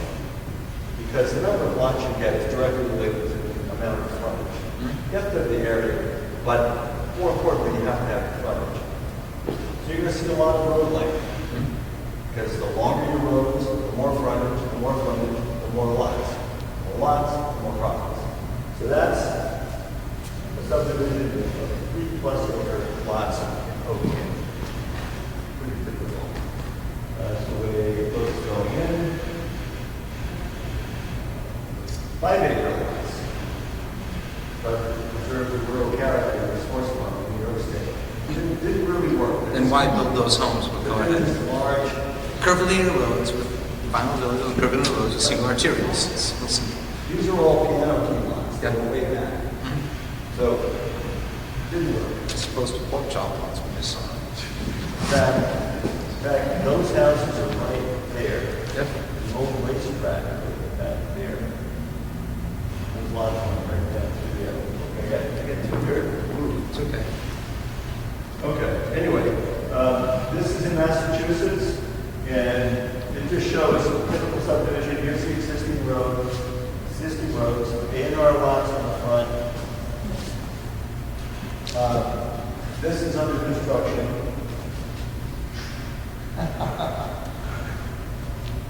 Look at that. This is an area where the house is going. So really all it is creating all of this new road length, more than a half mile, just to create frontage, just to put houses in. And all the land is used up in either roads or house lots. That one was in front. We'll talk about that one. Here's Hopkinton's 47 subdivisions in red in the 90s. You can see how these things really impact a town before widespread and a lot of them. And you start getting it all together, and the landscape is small. And they're still building in Hopkinton. Huh? They're still building in Hopkinton. I'm sure they are. Additional 600 units are going in. This is the Connecticut River Valley, down in one little bit in Connecticut. Here's a cluster subdivision in Rutland, Mass.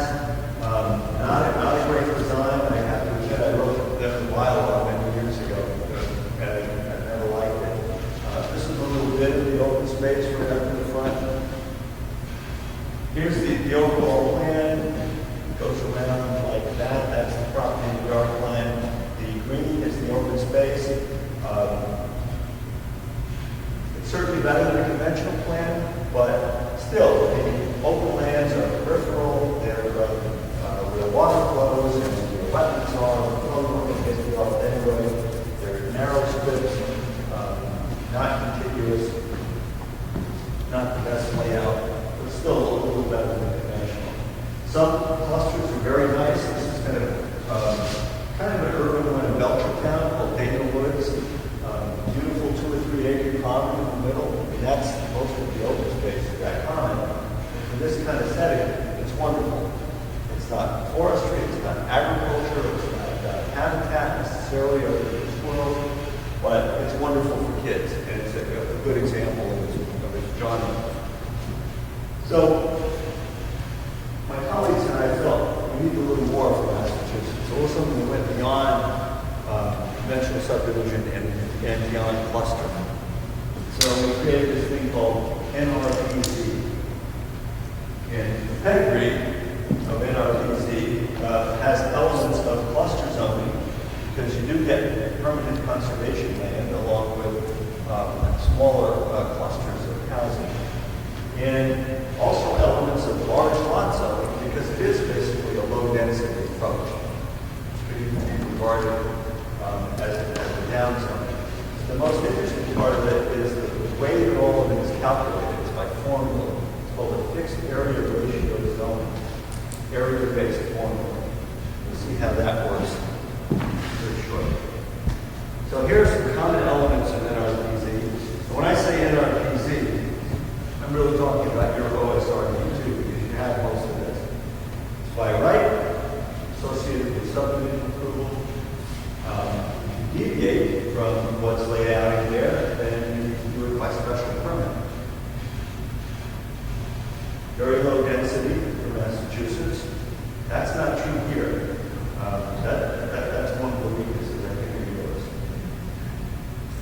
Development rights calculated by formula, we do that here. Substantial open space preserved, usually 65 to 90%. Again, there's 40 to 50 here, so that's a bit of a weakness. Conservation analysis findings process, that's in all of them, and Mark's working hard to develop that here. Greater design flexibility in developed areas,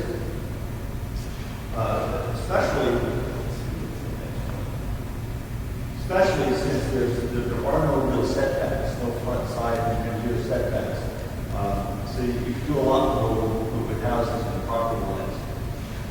Diversity of housing types, so you can allow all of the housing types you have in town, you can allow in here, or just single-family dwellings, if that's what you prefer.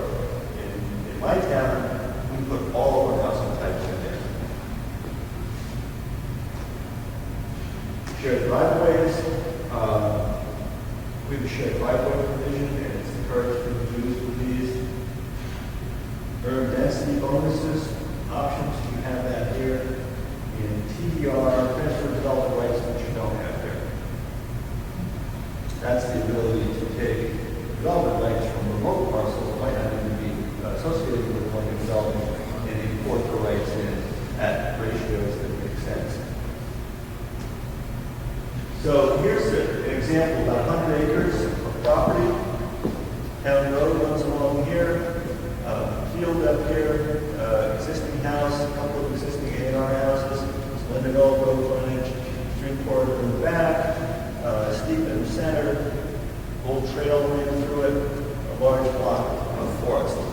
We applied conventional zoning to this town, and this is based on an actual example in an actual town. 34 houses and an extensive network of roadway due to those 34 houses. The NRPZ brought those down to 14 houses, 34 to 14. Actually, the way it finally ended up was more like 18 or 20, I think. But in this iteration, it was 14. And the housing was concentrated up near the road, not right on it, but near it, leaving a great deal of resource areas intact on the parcel. There's some new housing over here, some new housing over here. Stayed out of the field, kept a little bit of the road frontage undeveloped. So that worked for this particular piece of land pretty well. And a tremendous savings for the development infrastructure. That's what had to put in. Excuse me, next question.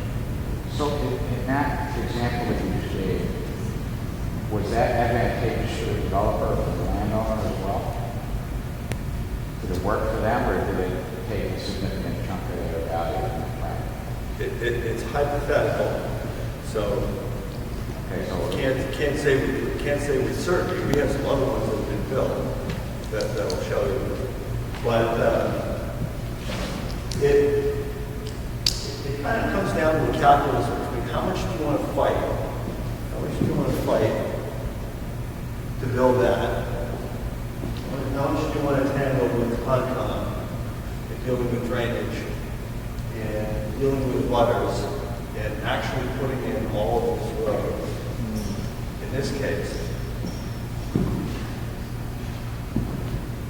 versus putting in very little infrastructure here, almost having nothing to do with the Conservation Commission,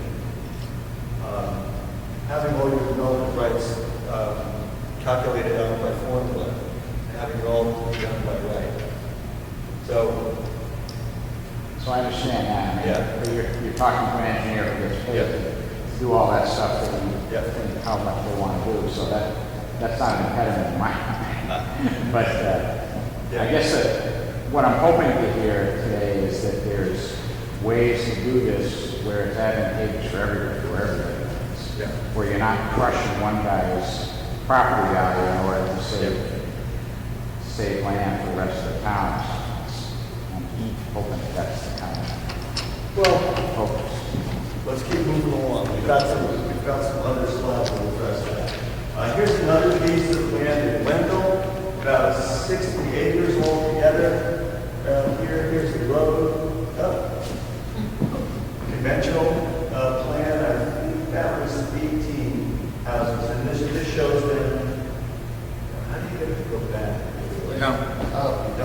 back arrow. This shows them latching on to an additional piece of land so they can punch a subdivision road in one side and down the other, connect back to the main street, and then create all the frontages they need for 18 houses.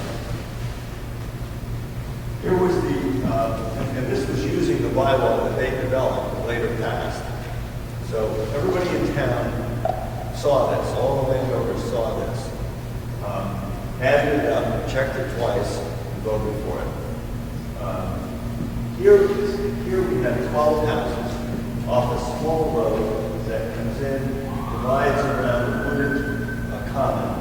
There are a couple of shared driveways, one up here that serves 2 houses, and another shared driveway here that serves 3. About 45 acres in the back has been preserved. What was the other way? How many lots on the other? 18. 18. Yes, That's great. It's 14C. Yeah, that's great. So that's close. I mean, very little infrastructure expenses here. Where was this town? When So the acquisition cost of the land is also going to be a large part of the calculus too. Kind of darn for a lot of roads. Even at 4 lots. I mean, that's a lot of road. Plus, a lot you of had to people. latch onto this piece and pay somebody dearly to be able to punch back out of the A road. bunch of road on one side.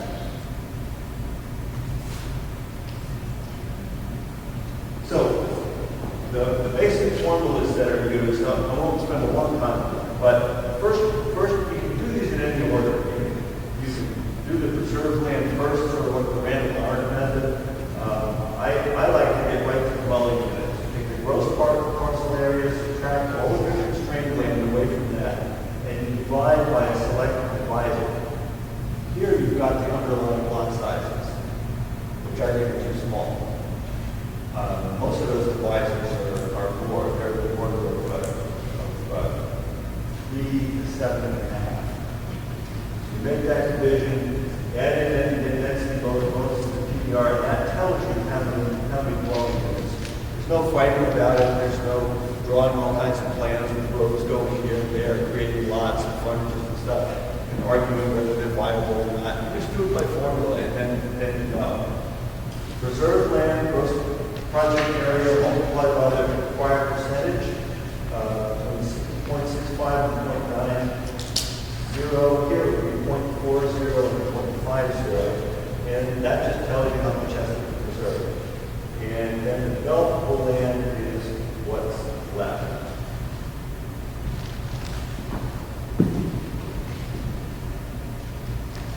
The way we do it in Shutesbury and a number of other towns, we have a worksheet, open space design worksheet. All the things you need to do to calculate dwelling units, you put the values in here, add, subtract, divide, just like on IMS sheet. Open space, same thing, developable land. So by the time you've worked your way through here, you pretty much know lots about that project, and how many houses, how much you have to build it on, and how much you have to preserve. You still don't know what to preserve, but we'll get to that. Conservation analysis and conservation planning. This is what gets integrated into this process. It's not just numbers and formulas. Applicant has to perform a conservation analysis on the property, and that's where Mark is writing that into the subdivision regulations about how that needs to be conducted. That gets submitted along with the plans to the planning board. And the planning board reviews that, makes a site visit, discusses it, and makes findings, conservation findings. And if those findings are the same as the analysis, then everything is great. But the findings can vary. And the findings that the planning board makes are binding. They are binding. There'll be a lot of negotiation and talk back and forth, but in the end, the planning board has to agree with those, make its own findings and enforce them. So just on a piece of land like this, how would you go about that analysis if you were a developer? And you were trying to do something in the spirit of the bylaw. Well, you look at where the road is up here, you see some existing development, and you see the one open field field on the property. There's another existing place, some undeveloped frontage. You see a steep area here, a large forested block. You see a trail that dates from forever.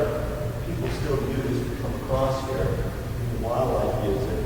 Then you look at the northeast corner and see a stream flowing through a large area of adjacent wetlands, which has high habitat value. And then you start thinking, okay, we have some resources here that we might want to preserve. Now,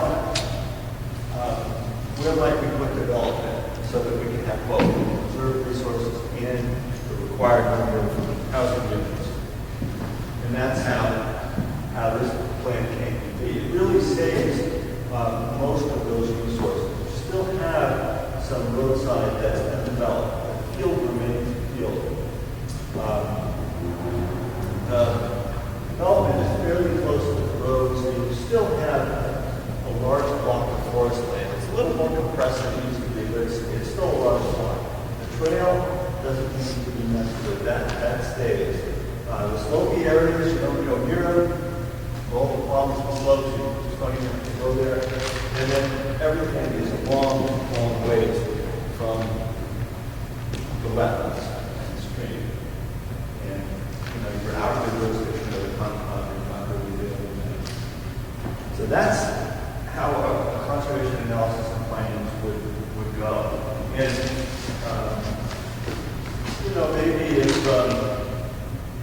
maybe if some of the houses were shown to project away, you don't even have to touch it, you can hear it. This is kind of the ideal, but, perhaps they stuck one in the middle of the field. Perhaps they somehow stuck one right over the trail, or got too close into the steeply sloping areas. Planning board can push back, say, no, that's not really in the spirit of what we're trying to do here. That compromises those resources. Why don't we try to rearrange it into something more like this? And then eventually you can make those findings. Or you can relate and just do what the developer originally proposed. But that's the give and take that happens. They have on Cape Cod and Brewster to protect water, a couple of areas, watershed district that are subject to it. Here's one in Wendell. This is a great big 120 acre piece. A couple of development envelopes here and here, all the rest being preserved. This is a landowner who's been pushing for this for many years and it's slowly working its way through the process. So there'll be a number of houses up in here near the existing house and the existing roadway that leads in. There's another house all the way down here, so there'll be a couple more there. And then the rest of the field and the forestry land will remain open. We did this one in our town a few years ago. It's about 35 acres altogether. There's an existing driveway that led all the way up to the owner's home, which is over here. So the driveway was already in. They actually could get 5 lots out of this. 1, 2, 3, 4, 5. And then the green was all conservation land. These 3 lots were all taken out of commission because the nearby package reservoir folks bought them out. So it ended up being only 2 lots. But this was very advantageous to the landowner because there was no real way he could subdivide this piece of land. The dead end links that would prevented him from taking this driveway and turning it into a road would have been way over length. And he would have had to have found some way to come through here and punch out over a bunch of other properties to get back to the town road. So this was really a good thing for him because he got a few more houses and they get the value of 5 altogether. But before he probably wasn't able to do anything. So that's on the closer way. And in all of the towns that I've worked in, these bylaws have passed overwhelmingly. like 9 to 1, 10 to 1 ratios. And here's some of the reasons we believe why. Prompt and predictable permitting by right, by formula, reduces argument and guessing, greater design flexibility. There are no actual lot areas specified in here. The lots can be any size. If there's Title V involved, you have to meet that. But no lot area, no specific frontage, lineal frontage specified. You have to be able to connect onto a road either through your frontage or by that shared driveway. But nobody tells you you have to have 250 feet of frontage and try to run that. And the only setback requirements are, I recommend 10 feet from any property line, and that's it. So, a lot of design flexibility, housing diversity. Most towns allow many different types of housing in there. Attractive features, much lower infrastructure costs, shared driveways, density bonuses, TDRUs, and many owners might be interested in retaining the resource land. That's an option. Those, especially with agriculture or forestry, after this process is over and the houses have been built, the owner can keep the resource lands in their own ownership and subject to conservation restriction. So that's attractive to people who don't want to move away, but need to get some of the equity out of their land. Just a couple other tricks. This is A&Rs, 100-acre A&R. Here was a piece of property in Wendell, one house on it, lots of frontage, and eventually that could have looked like that, just carving it up into some more A&R lots.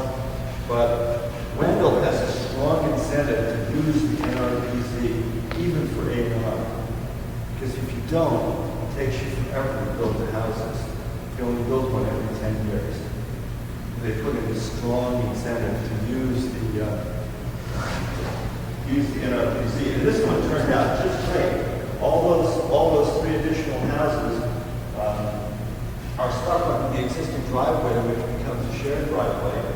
They all are nicely sited, and there's only one curb cut, and most of the land is kept open. There's some community gardens in the center.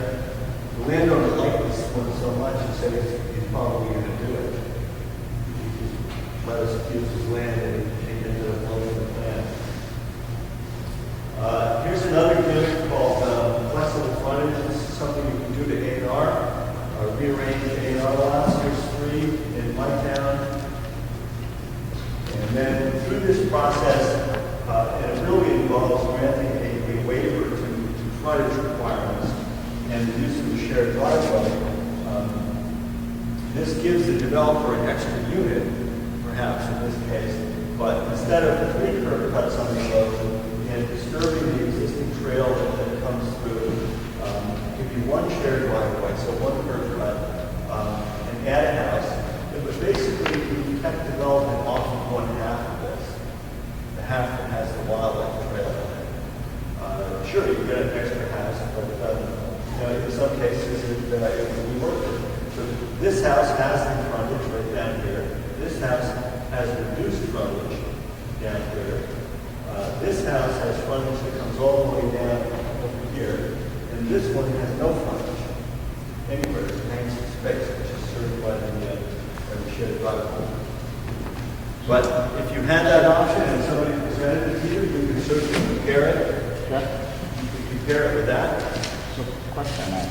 So you had one that frontage came all the way around, you had the one that didn't have any frontage at all. So I'm just trying to wrap my head around the idea that you don't have to have any legal frontage at all. This becomes possible because the planning board has a frontage waiver.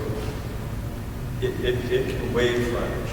Isn't there a requirement in the state law that in the zoning act you have a minimum of 20 feet of frontage and 5,000 square feet of area? Those are for certain vested rights subdivisions for pre-existing vacant lots. So in order to have an old lot that's, You're saying, yeah. right, it has to be at least that big. It can't be the size of the table. Right. It has to have at least So that that. doesn't apply. No. Everything here has gone through the Attorney General and been scrutinized. But no, this one has frontage right here. This one has frontage coming down and it's reduced. It's not the normal linear distance. This one, the frontage is all the way down here. It's the correct. So why did you bother to do that? Why didn't you bother to take that last? Well, in this case, everybody's got to own it.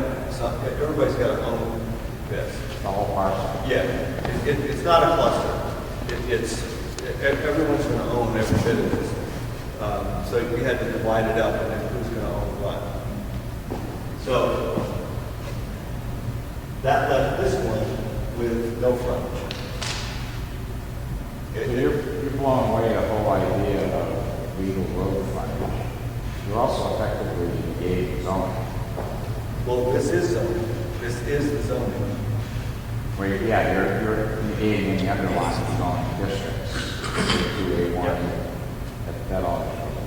Well, the areas have to be there. The lots are all the correct size. It's just the frontage that's been waived. So the only You said there was no minimum lot there.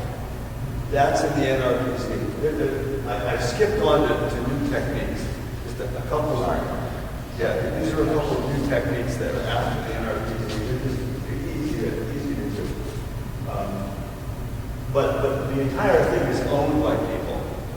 It's just laid out in a better way.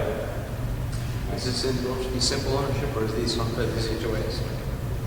No, everyone owns something. Okay. You know, there's a box here, there's a box here, there's a rectangular box here, and there's a kind of a reverse L-shaped box. What portion of the road do I own? How do I guarantee access to the back end, the back lot? You have it. That's all I've used over there, right? Easements and covenants. Is that what you're saying? Okay. Yeah, you have rights on the shared driveway. Just double check, because oftentimes frontage, rights come with frontage. And it's in every deed, the right to use that shared driveway. That was a real example that's done, or that's something that's a model. That's a model. That's a model. Now it's one of our hearings on Leiden, which is a very rural community. We got a lot of fun there. They loved it though. A lot of old farmers came in and voted for it.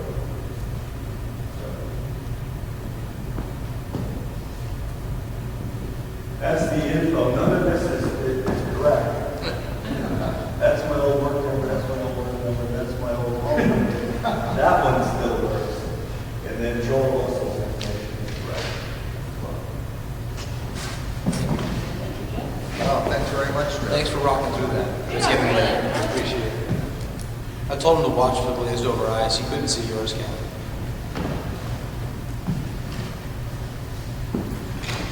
That's informative, thank you.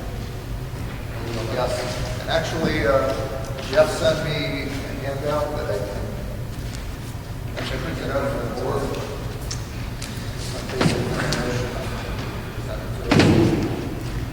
Jeff, have you had feedback from developers on this? Or the developers generally? I mean, it seems Actually, like there's tremendous advance, right? Have we done with the business? Yes, we, Mark, do you want to Really progressive developers. No, I was going to mention, we can do this Or next time, this kind of respond. rules and regs for that, so we never make it. Well, Thank you. Yeah. Thank you. it depends on whether it's being voted on or being used. If it's being used, it must be. Yes, we're going to. And I begin handling that now. Let's handle that now. If one guy did a great job. Mark, we're going to handle that now. And it was frustrating. All the conservation Yes. analysis. Under new business, we want to handle the changing and stuff. It wasn't the economy of Yeah. scale there. I don't have it physically with me, I emailed it here. I do. Hold on. Regs. Bear with me, guys. My my package versus your packages. So we've got two pieces of business in front of us right now. There are recommendations from the planner in response to some things earlier this year.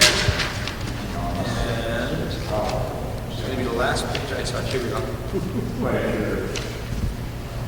There are two changes to the zoning board rules and regulations. One is section 7.3. And it's going to add some words. When we read the whole section as new. Section 7.3, meetings of the planning board shall begin at 6:15 p.m. unless the planning board by majority vote sets a different time for a particular meeting. No planning board meeting shall begin earlier than 6 p.m. except for scheduled executive sessions or during times when town meeting is in session in accordance with town bylaws.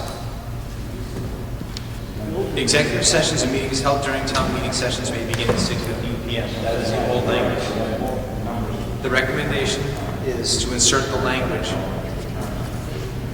in the last sentence after the word town bylaws, comma, or when a different meeting time is duly noticed and posted for situations in which the planning board needs to meet at an earlier time. They were good questions.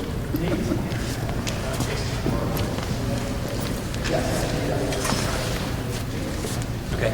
Or when a different meeting time is duly noticed and posted for situations in which the planning board needs to meet at an earlier date and time. Yeah. I'm going to say date and or time. Yeah.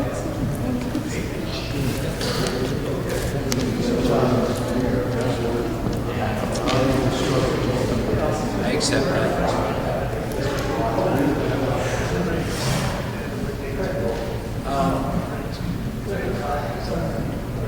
Or I said, over a different meeting time, date. I agree.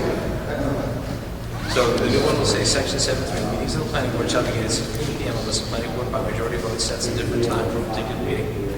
No planning board meeting shall begin earlier than 6 p.m. except for scheduled executive sessions during times when town meeting is in session in accordance with town bylaws, or when a different meeting date or time is duly noticed and posted for situations in which the planning board needs to meet at an earlier date or time. Executive sessions and meetings held during town meeting sessions will begin at 6:15. Do I have a motion to accept this? It's nice when you take some of those things away. If we still. Oh, I'm sorry. Thank you. Second? All in favor? Aye. Thank you. So that's the first. Under Article 8, Section 8.2. Yes. Why are we meeting during town meeting? Is that just because we're like on, like, for this most recent one, we were like there, we had to talk about things, we're all together. We're to meet during town meeting? I'm not saying before town meeting. It'd be before town meeting. There are times when the living boards will have to be before town meeting. It's something for town meeting. It's rare, but it happens. It happens. We need to meet before this most recent one because we had things on that. This Exactly. allows us to do that. This would allow us Got to it. do this. Yes. Mostly finance committees meet before town meeting, permanent building committees meet before town meeting because they're trying to wrap everything up and take it to the meeting. Section 8.2. During public hearing or I'm going to read the original and then I'll have the language back in. During public hearings, and I'm sorry, Ms. Clerk, I'm taking this, but during public hearings or public meetings considering applications for A&Rs, site plans, special permits, and subdivisions, I'm going to read the new, yeah. I don't know what the old language is exactly. The new language, the intent of this is to have the town planner do an opening to the presentation. Okay. So, the new section 8.2 will read in its entirety. During public hearings or public meetings considering applications for A&Rs, site plans, special permits, and subdivisions, the town planner will first provide an overview of the case and key issues that the planning board should consider. Then the applicant shall be recognized for presentation, followed by the comments, questions, and concerns of the concerns of the planning board members, butters, and any other parties of interest in the public. Do I have a motion to accept the new wording? I make a motion to accept the word of the section 8.2 as met by the chair. A second. Seconded. It has been moved and seconded. Any discussion? All in favor? Hearing none, all in favor? Aye. Opposed? I like it. Thank you very much. I believe that is our agenda for the evening. I thank you all for your patience this evening. I know it's a new format. Motion for adjourn? Moved? Seconded. Seconded? All in favor? Our Thank you.